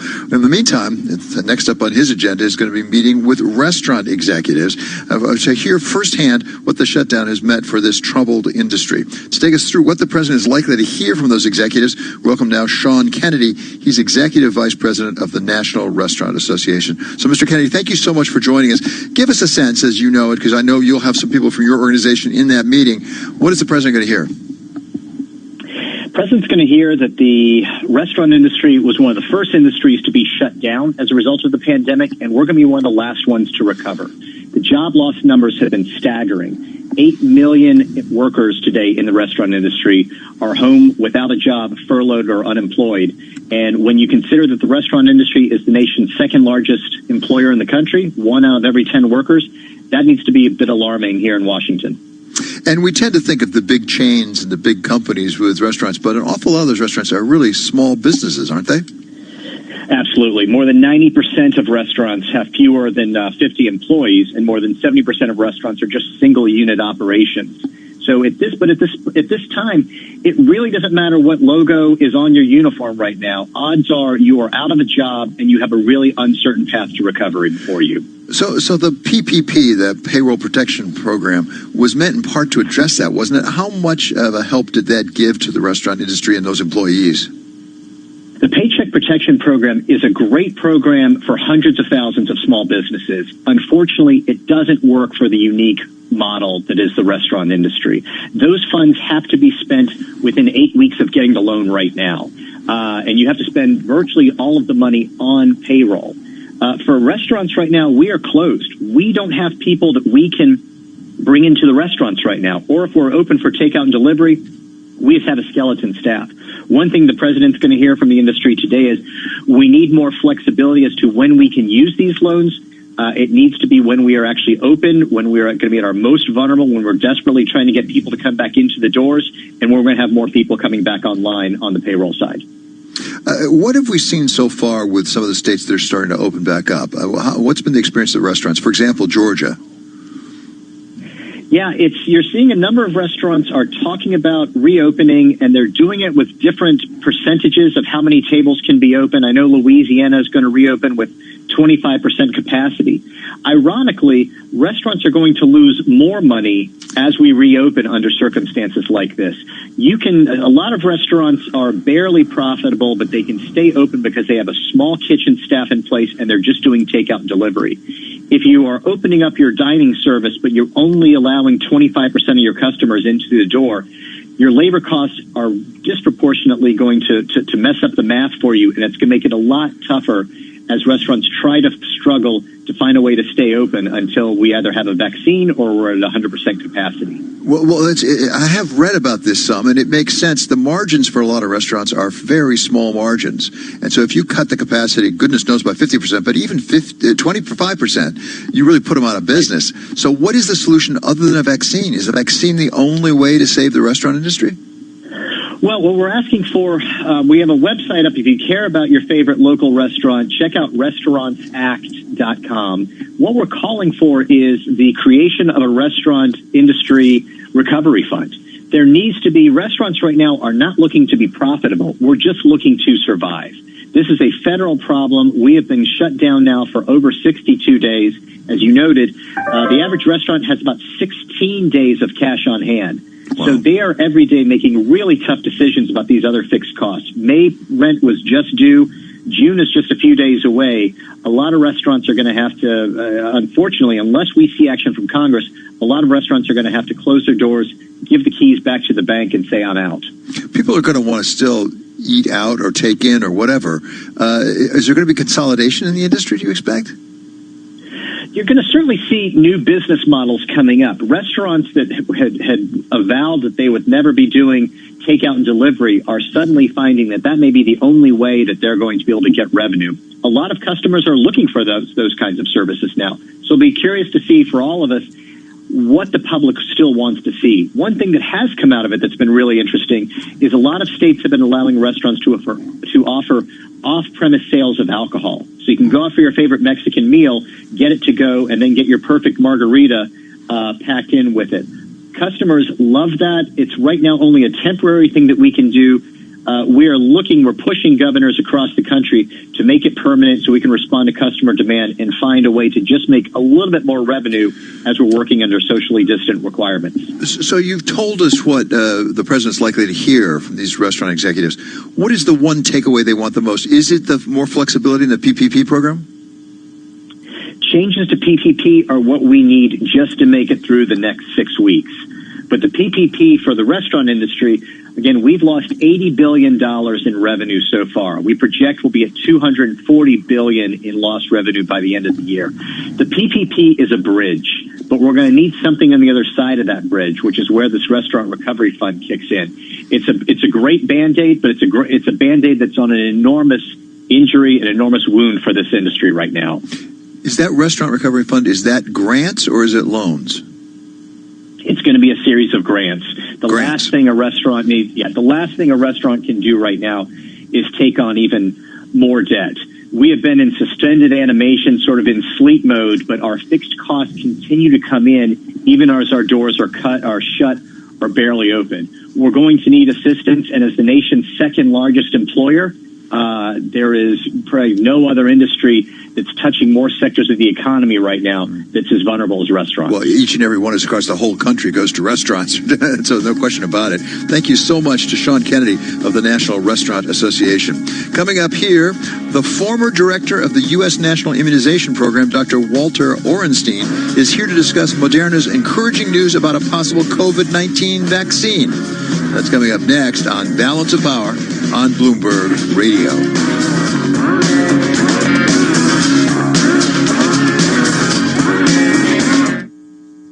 Debbie Hart is president of BioNJ, which represents the interests of more than 400 New Jersey-based biotech companies.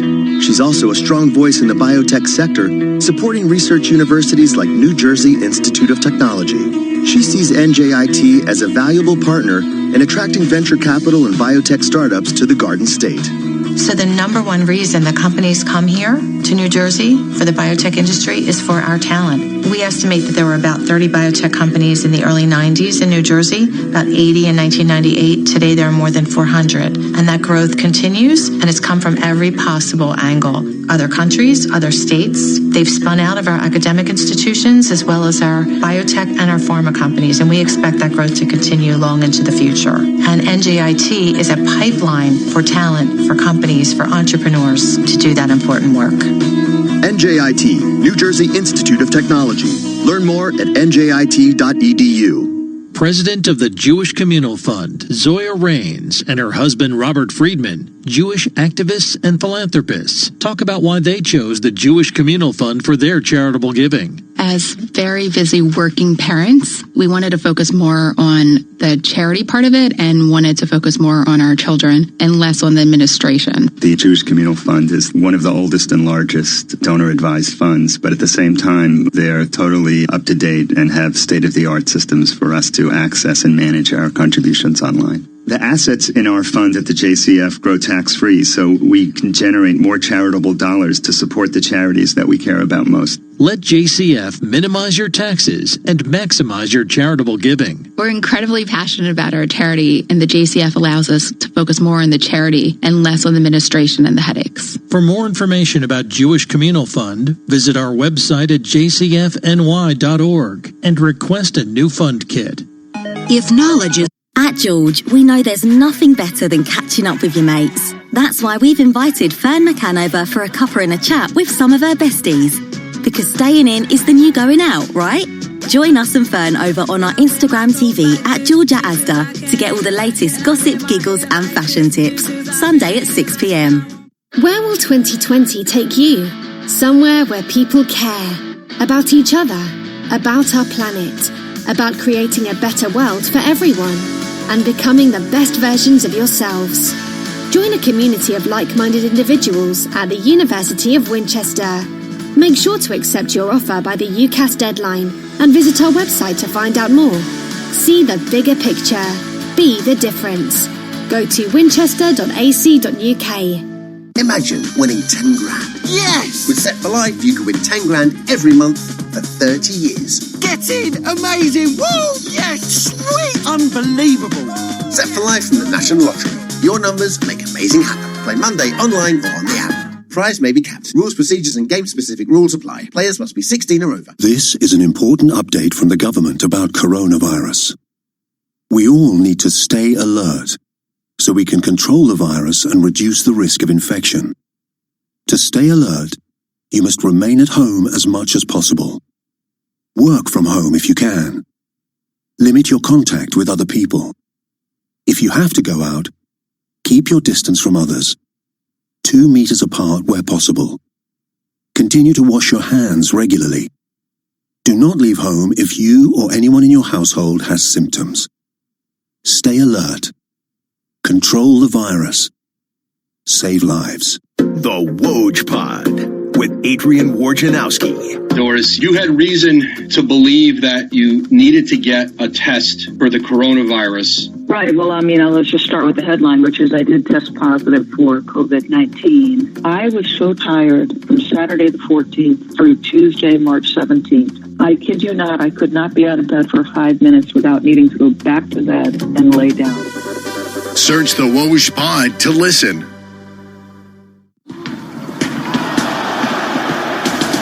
Hit the court anytime with these great NBA podcasts on TuneIn. The Low Post.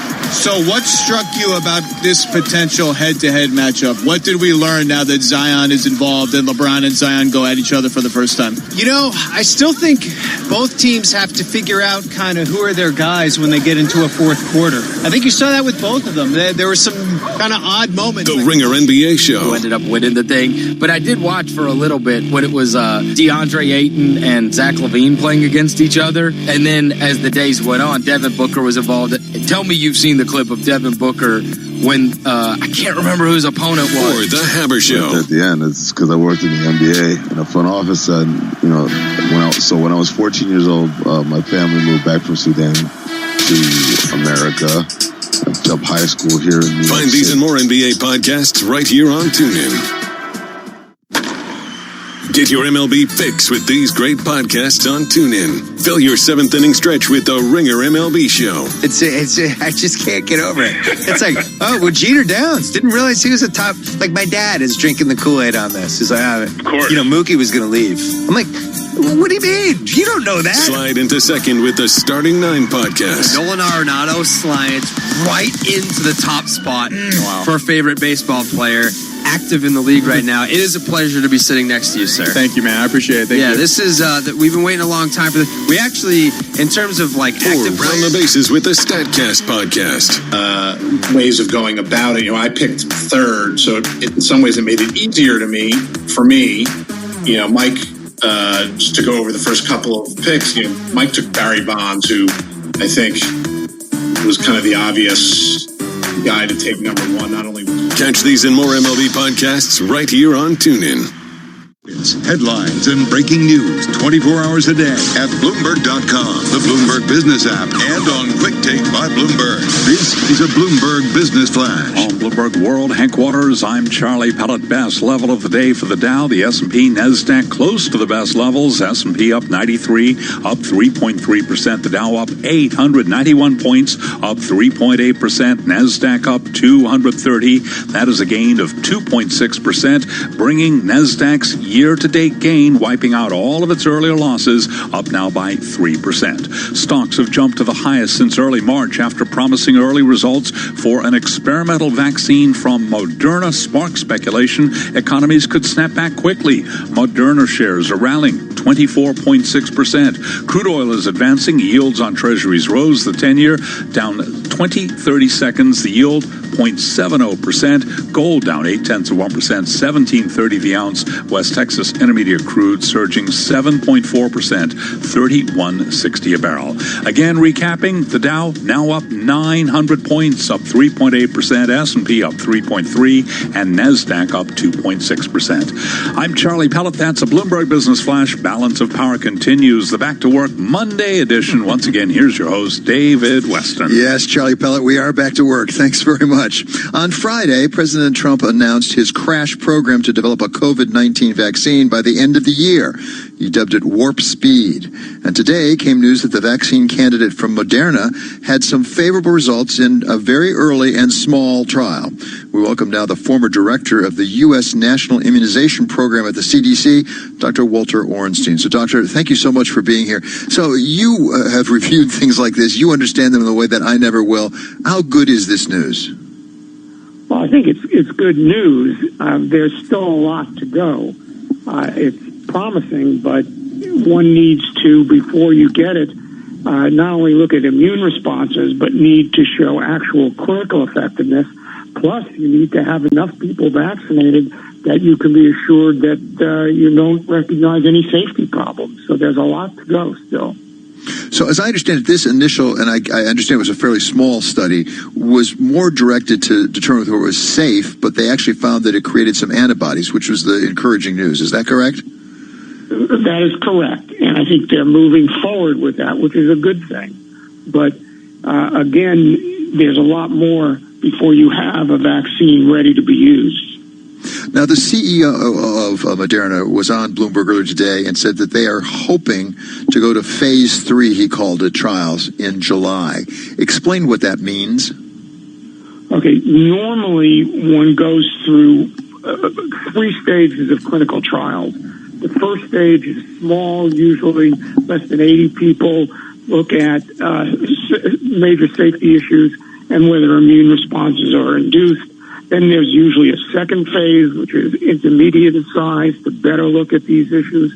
And the phase 3 is where you actually test effectiveness and measure disease in those who were vaccinated versus those who were placebo. That usually takes a number of years, but that's what normally is what's needed to get a license, is success in a phase 3 trial.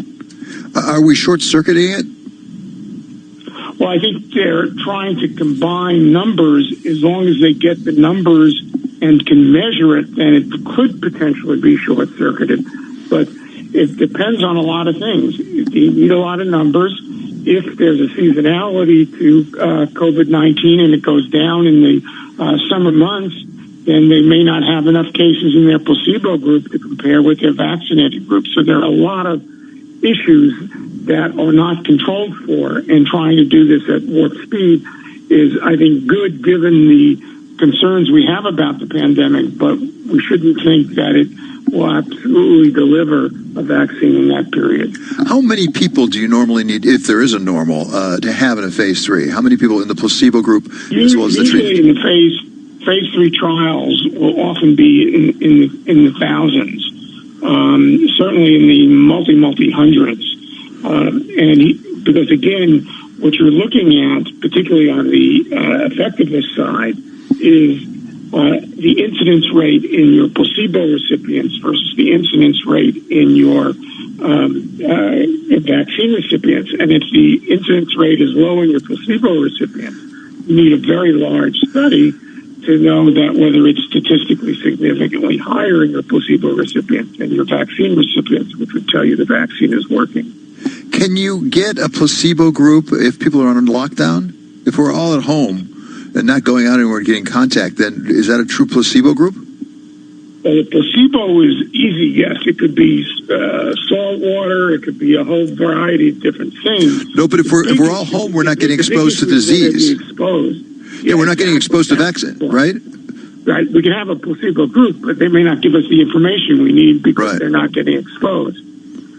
And so that's one of the issues, is the greater the success we have in reducing the disease with social isolation, the less likely we will get a substantial increase in incidence in the placebo group that we can compare and measure effectiveness or efficacy against the vaccinated group. So, Doctor, let me press you farther than perhaps we can go, but it's an obvious question. Have you seen many vaccines that have gotten this sort of positive result at this early stage that have not proven out? That is to say, how good a news is this coming from Moderna in the sense of what likelihood does it make that this actually may work? Well, I think it may work. I think that the issue is we've tried to get vaccines for a number of things which looked promising initially, such as several HIV or AIDS vaccine candidates, and they didn't pan out. If in fact they all panned out, we wouldn't need to go through phase 3 trials. Yeah, interesting. And one of the big issues that's around right now is the so-called nationalization of vaccine. We had President Xi of China today addressing the WHO in a virtual meeting, saying if China comes up with a vaccine, it'll be a public good, they'll make it available to all. As a practical matter, whatever country ends up coming up with a vaccine, will it have to be made available to all? As a matter of fact, just politically, as a matter of public relations? I think it's a matter of public health good. It should be made available to all for whom it's recommended. It may not be recommended for everybody. Yeah. I think the issue is, and remove barriers to access, such as financial barriers, such as geographic barriers, so that people can get it. So I think that's in our interest, because we need to remember vaccines protect in two ways. One is they induce an active immune response in the vaccinee and protect in that way, but they also stop transmission. And so for people who can't get vaccinated, such as people whose immune systems are abnormal, they are protected indirectly when they're not exposed. And so it is in all of our interest that we get vaccine to all those for whom it's recommended. How long does a phase 3 trial typically last, if there is a typical? Well, that's a very difficult question. It will depend in large part on the numbers enrolled and the incidence of disease in the placebo group. So but often it will go a year or more. It depends on, again, how large it is and what the ongoing incidence is of, in this case, COVID-19 at the time the trial is embarked upon. And is there a way of guesstimating the time it takes to fabricate, to manufacture a vaccine, if it actually is proven out? How difficult is it? How much time does that take? Well, that's not my expertise. This certainly, the Moderna vaccine as a messenger RNA should be easier to produce than some other vaccines. But how fast, I mean, you'd have to ask others or particular people from the company. But one of the things that I know is being done is to try and cushion the risk of manufacturers producing vaccines. Right, exactly, to give them the incentive. Exactly. Thank you so much, Doctor. I really appreciate it. This is very helpful. That's Dr. Walter Orenstein, who used to run the CDC immunization program. That does it for Balance of Power for this Monday. I'm David Weston, and this is Bloomberg. At the start of Switch on Acorn TV, the brand new streaming service featuring world-class TV from Britain and beyond. Watch exclusive premieres like the colourful crime drama Queens of Mystery. Once you have eliminated the impossible, whatever remains, however improbable, must be the truth. And fan favourites like Inspector George Gently. I'm just an old copper doing his job. If you love drama with a little mystery thrown in, enjoy 30 days free with code ACORN30. Then just $4.99 a month. No adverts, no contract, cancel anytime. Join online today at acorn.tv. Just this wall and that one to do, Dave, and then we're done. Whoop! Oh, no! Hello, Steve the Sparky. Pass us that roof tile, Chris. Yep, sure. I'll be fun. Oh, no. Saved by the gutter. Built to rough it with contractors. Samsung rugged devices. Easy to use, hard to break. Explore the Samsung Rugged range. The garden tools that mean you can grow your own. The fire pit that turns tea time into an alfresco dining experience. The paddling pool that turns your back garden into a water park. With a choice of ways to pay, you can make the most of family time. You can say yes when it matters most at very.co.uk. Goods and services provided by Shop Direct Home Shopping Limited. Credit provided. Subject to status by Shop Direct Finance Company Limited. 18+. At George, we know there's nothing better than catching up with your mates. That's why we've invited Fern McCann over for a cuppa and a chat with some of her besties. Because staying in is the new going out, right? Join us and Fern over on our Instagram TV at Georgia Asda to get all the latest gossip, giggles and fashion tips. Sunday at 6 p.m. Picture in your mind a stylish Audi with striking LED headlights, sporty alloy wheels, and some of our most advanced features, including a 10-inch digital cockpit and smart assistant systems like lane departure warning. Picture what that Audi looks like. Now think smaller. The Audi A1. It's not a small car, it's a small Audi. Visit audi.co.uk. Audi. Vorsprung durch Technik. World 24 hours a day at Bloomberg.com, on the Bloomberg Business app, and on Quick Take by Bloomberg. This is Bloomberg Radio. This is Bloomberg Business Week. Insight from the reporters and editors who bring you America's most trusted business magazine. Plus, global business, finance, and tech news as it happens. Bloomberg Business Week with Carol Masser and Jason Kelly on Bloomberg Radio. It is Monday. It is week 10. It is Bloomberg Business Week, live from New York and New Jersey, streaming on YouTube. It is May 18, 2020. Jason Kelly, here we are. And you know how we talked about the 1-2 punch last week? We got another one this week. We do indeed. A lot about medicine and monetary policy, the two big M's, courtesy of a promising set of news small trial, phase one of a vaccine from Moderna, and a big interview with Fed Chair Jay Powell, the first of several times we're going to hear from him this week. And the markets like what they hear. Man, risk on, that's for sure. We've got stocks to their highest levels since early March. So we have so much to talk about over the next 4 hours. So we're going to get started in just a moment, but we do want to kick things off with a check on the trading day with Charlie Pellet. Hey, Charlie. Thank you very much. We're still working from home. We've got the Dow, the S&P, and NASDAQ surging at or near the best level of the day. You guys were talking about Moderna. Let's begin there. Shares up 24% today, bringing the year-to-date gain to 325%. Here's where we stand. S&P up 94 at 29.58. That is a gain of 3.3%. We've got the Dow Jones Industrial Average up 914, now at 24,599, up 3.9%. NASDAQ is up 233 points, up 2.6%, and should point out that in the year-to-date column, NASDAQ is now higher by 3.1%.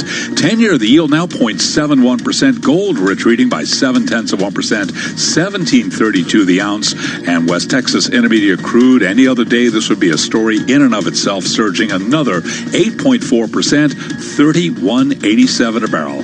Risk on indeed, with the S&P up 95, a gain now of 3.3%. I'm Charlie Pellet, and that's your Bloomberg Business Flash. All right, Charlie, we'll be checking in with you throughout the next few hours for the latest leading up to the close and after all those business headlines. Oil with a 3-handle, risk on, as you heard Charlie say. Let's set the Business Week agenda and figure out what the heck is going on. Vincent Signorella is here with us, global macro strategist. Made me a little nervous there, buddy. Bloomberg. Dave Wilson, stocks editor for Bloomberg. He's on the remote line from New Jersey. Dave, want to start with you. Give us the contour of this trade. I'll tell you, I mean, it's energy stocks at the forefront, given that 3-handle you just mentioned, Jason, $30 plus for West Texas Intermediate crude. Haven't seen that price in a while. Beyond that, I mean, it's some of the more economically sensitive areas of the market leading the way, industrial companies, raw material producers. And what's interesting is that, real estate and utility stocks, which took a bit of a hit last week, so the whole interest rate outlook not looking so great for them. I mean, they're at the forefront, too. So, it's a pretty broad-based advance. All 11 of the main industry groups in the S&P 500 higher. All but 28 individual stocks higher. I mean, and the ones that are down, the kinds of shares that have done well lately, the food companies, the work-from-home type companies like Citrix Systems that gives you remote access to your work computer network. That stock down 4%, biggest drop in the S&P 500. So, and in terms of what's higher, it's the kinds of companies that have been beaten up lately, the airlines, the cruise lines, the online travel companies. Right. And, that's sort of how it shakes out. Yeah, let's see what's been shaken out at the macro Squawk desk. Vince Signorella, come on in on this. Squawk, by the way, real-time curated news. That's audio streamed directly through your terminal. You can find it at Squawk Go on your launch pad. So what has everybody been talking about? Is this for real? Yeah, I think it's very real, and I think what it is, a lot of excitement about the Moderna study, but this was all Jay Powell last night on 60 Minutes. When the Fed chair says, I would not bet against America or the American economy. We're going to be back to where we were in February, if not better than that. It may take a while, but everybody's fine with it taking a while. And basically, he gave us his Draghi moment of, we'll do whatever it takes. So the market started higher last night on that, and then when the U.S. Open came, it was just, all guns a-blazing. I got to say, when there's been a lot of discussion about lack of leadership or coordination, to see Jay Powell last night on 60 Minutes, you felt like, all right, this guy's got it. He's going to be watching it. And it's not just, and he made a point of saying this isn't a financial crisis. He's looking at individuals. He's looking at small businesses, and they're thinking about, okay, what do we have to do to protect people on a health level and also their well-being in terms of keeping them going, making sure they've got food and they've got a home. It really made you feel confident, Vince. And I'll tell you the two other points to that. One, have to keep in mind last night he was speaking to Middle America. This isn't the people who read the Wall Street Journal or the New York Times or whatever. This is the people. Bloomberg. I think the one you're looking for is Bloomberg. These are the folks that read the USA Today, and he wanted to calm down and make America feel good about themselves. The other thing is, testifies before the Senate committee, I believe, tomorrow. Right. That's right. This is going to give him another opportunity. Those words, and it's going to give him an opportunity to emphasize the fact that it may need another fiscal stimulus bill, which the Senate has been reluctant to do. So some of them may be convinced by what he says tomorrow to perhaps move from the Republican base to make some sort of a compromise with the Democratic House to put some sort of next bill forward. I mean, it's a bit of a stretch perhaps, but certainly, we have another opportunity tomorrow, see another bit of a rally, because he has that opportunity to once again to repeat himself. And I believe we're going to hear from Chair Powell again on Thursday. There's an event that we will bring part of it at least, to you live here, because it's going to happen during our program. Dave Wilson, want to give you the final word. Tell us what's going to happen when it comes to your chart and stock of the day. Give us a tease. Well, as far as the chart goes, look at it this way. There's Amazon and there's everybody else in retailing, and you can really see that in how the group is performing this year. In terms of the stock of the day, think about the Grand Ole Opry. Oh, my God. What a great tease, and great tease ahead. Hey, wait, if I can, I know we've got a lot to tease. Vince, just 20 seconds here. Are we giving the market, though, too much hype about Moderna? Because there's a long way to go, and you just got to be quick. Yeah, no, I think so. I think a long way to go, but it is hopeful. We saw the same thing from a couple of other drug manufacturers. Pfizer's in the loop as well. It just gives you hope that you may see something in 6 months. All right. All right, gentlemen, thank you so much. Vince Signorella, Global Macro Strategist for Bloomberg. As Carol said, check out Squawk. It's real-time curated news. You can get it. It's audio streamed directly through your Bloomberg terminal. Dave Wilson, as you heard, he'll be back with us a little bit later on with his chart and stock of the day, the Grand Ole Opry. Good stuff. What's not to love? So lean in, Carol Masser. We are, because let's talk about the 1, 2, 3, 4 punch that we've got today. We are leaning in big time into small business over the next 4 hours. We heard recently from Fed Chief Jay Powell on the importance of throwing a lifeline to small and mid-sized businesses. Well, Best Western Franchises, it's a collective of many small business owners. We've got Best Western's CEO, David Kong. We're going to talk to him. We've also got the CEO of the Acceleration Project. They focus on minority and women-owned businesses. They're going to talk about survival of small business, and I buried the lead, Jason. You did bury the lead a little bit, although you gave a hint with that lean-in reference. Sheryl Sandberg, the COO of Facebook, she's going to be along with us with a small business owner. We're going to talk about what Facebook recently found. They've been collecting data on what's going on with small businesses. It is a tough picture, to say the least, but identifying that problem may be the first step to figuring that out. And it goes back to Jay Powell and the sort of stimulus from the monetary and fiscal perspective, and reputation, Carol. Always thinking about that as well. Richard Edelman, man, you know the firm, giant communications firm, global firm. Richard Edelman's going to be with us. They have done some work on trust and why it's so important right now. So we'll get into that with him later on. Right now, let's do the bite of the day. Let's do it. It's Bloomberg Business Week Bite of the Day. It's one number that tells us a lot. Today's number is more than $17 billion. SoftBank said its Vision Fund lost 1.9 trillion yen. That's almost 18 billion, $17.7 billion last fiscal year, writing down the value of, WeWork and Uber, Carol. Wow, right. That's a huge loss. The company posting an overall operating loss of 1.36 trillion yen in the 12 months ending March, and a net loss of more than 961 billion. I mean, it's the worst ever in the company's 39-year history. So, yeah, I mean, this is one of the big stories of the last 12 months. I mean, what happened to Masayoshi-san and SoftBank specifically, and it all kind of kicked off with WeWork and the coming undone of that. Unbelievable. All right, much more ahead, as we said. In the meantime, let's get down to D.C. Nancy Lyons there with world and national headlines. Hey, Nancy.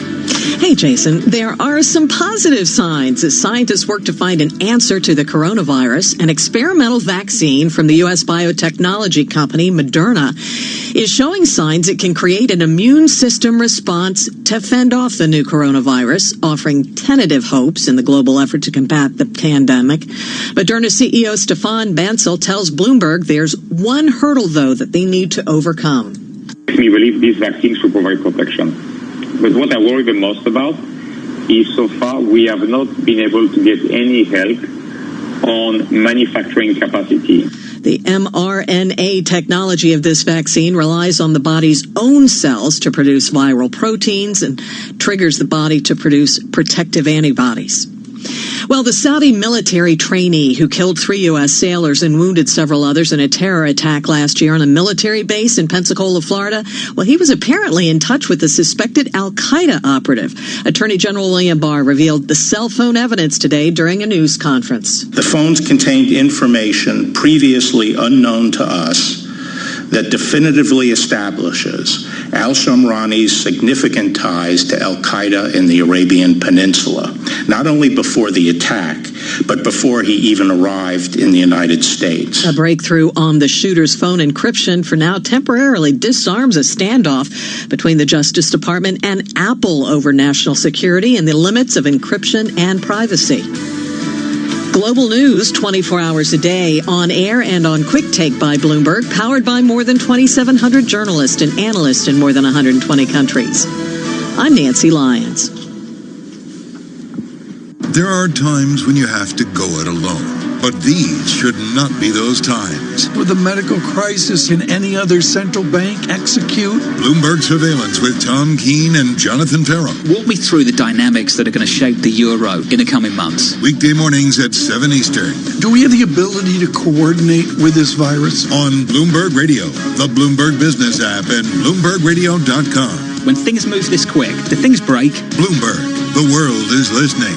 Melissa from Michigan. I work an extra part-time job serving lunch at my child's school, but I still can't afford to put food on our table.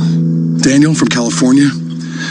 Choosing whether to pay the rent or pay to fix the car to get it to work doesn't leave us with much at all. Now we can't even pay for meals.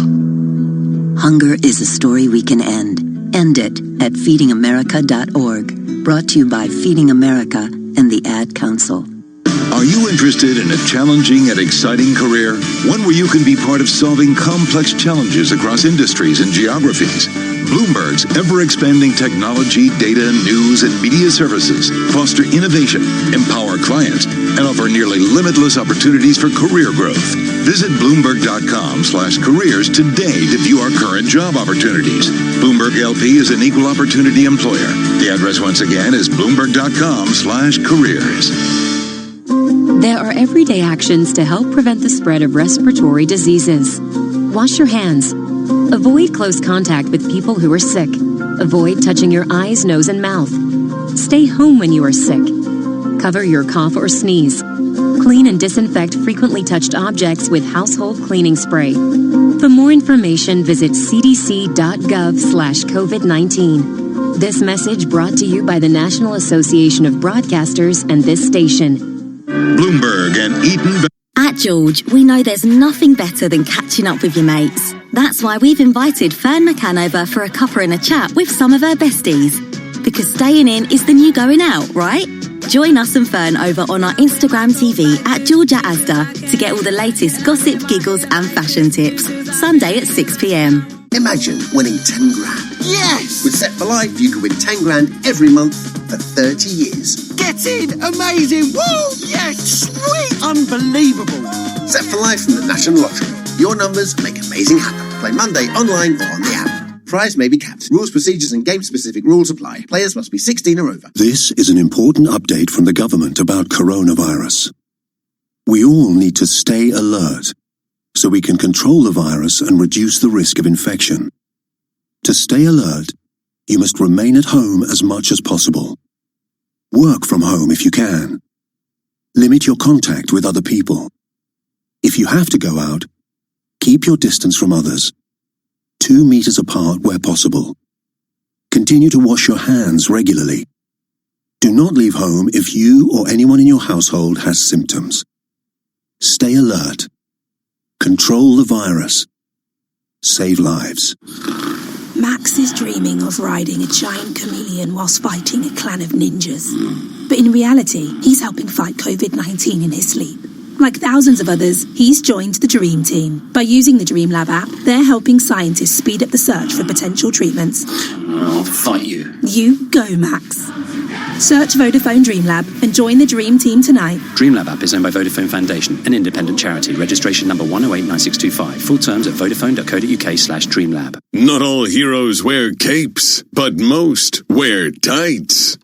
Keep up with everything happening in the wild world of pro wrestling with a podcast on TuneIn. For expert analysis of the latest wrestling storylines, turn on the WWE podcast. Big Steve-able edition. Or listen to the Steve Austin Show for no-holds-barred conversations with wrestling's biggest personalities. Because now on the show, everybody's kind of the same size, but as soon as I saw you, it's been... For these and more, search sports and scroll down to the world of wrestling. The NHL is always on the ice with these awesome hockey podcasts on TuneIn. Get your goal with the Spittin' Chicklets podcast. Brian Yandel, Keith Yandel, thanks for coming on. What's going on? Nothing much. Glad to be here. You guys got some nice digs here. We heard you took Southwest 2-stop flight to get out here. Yeah, well, just...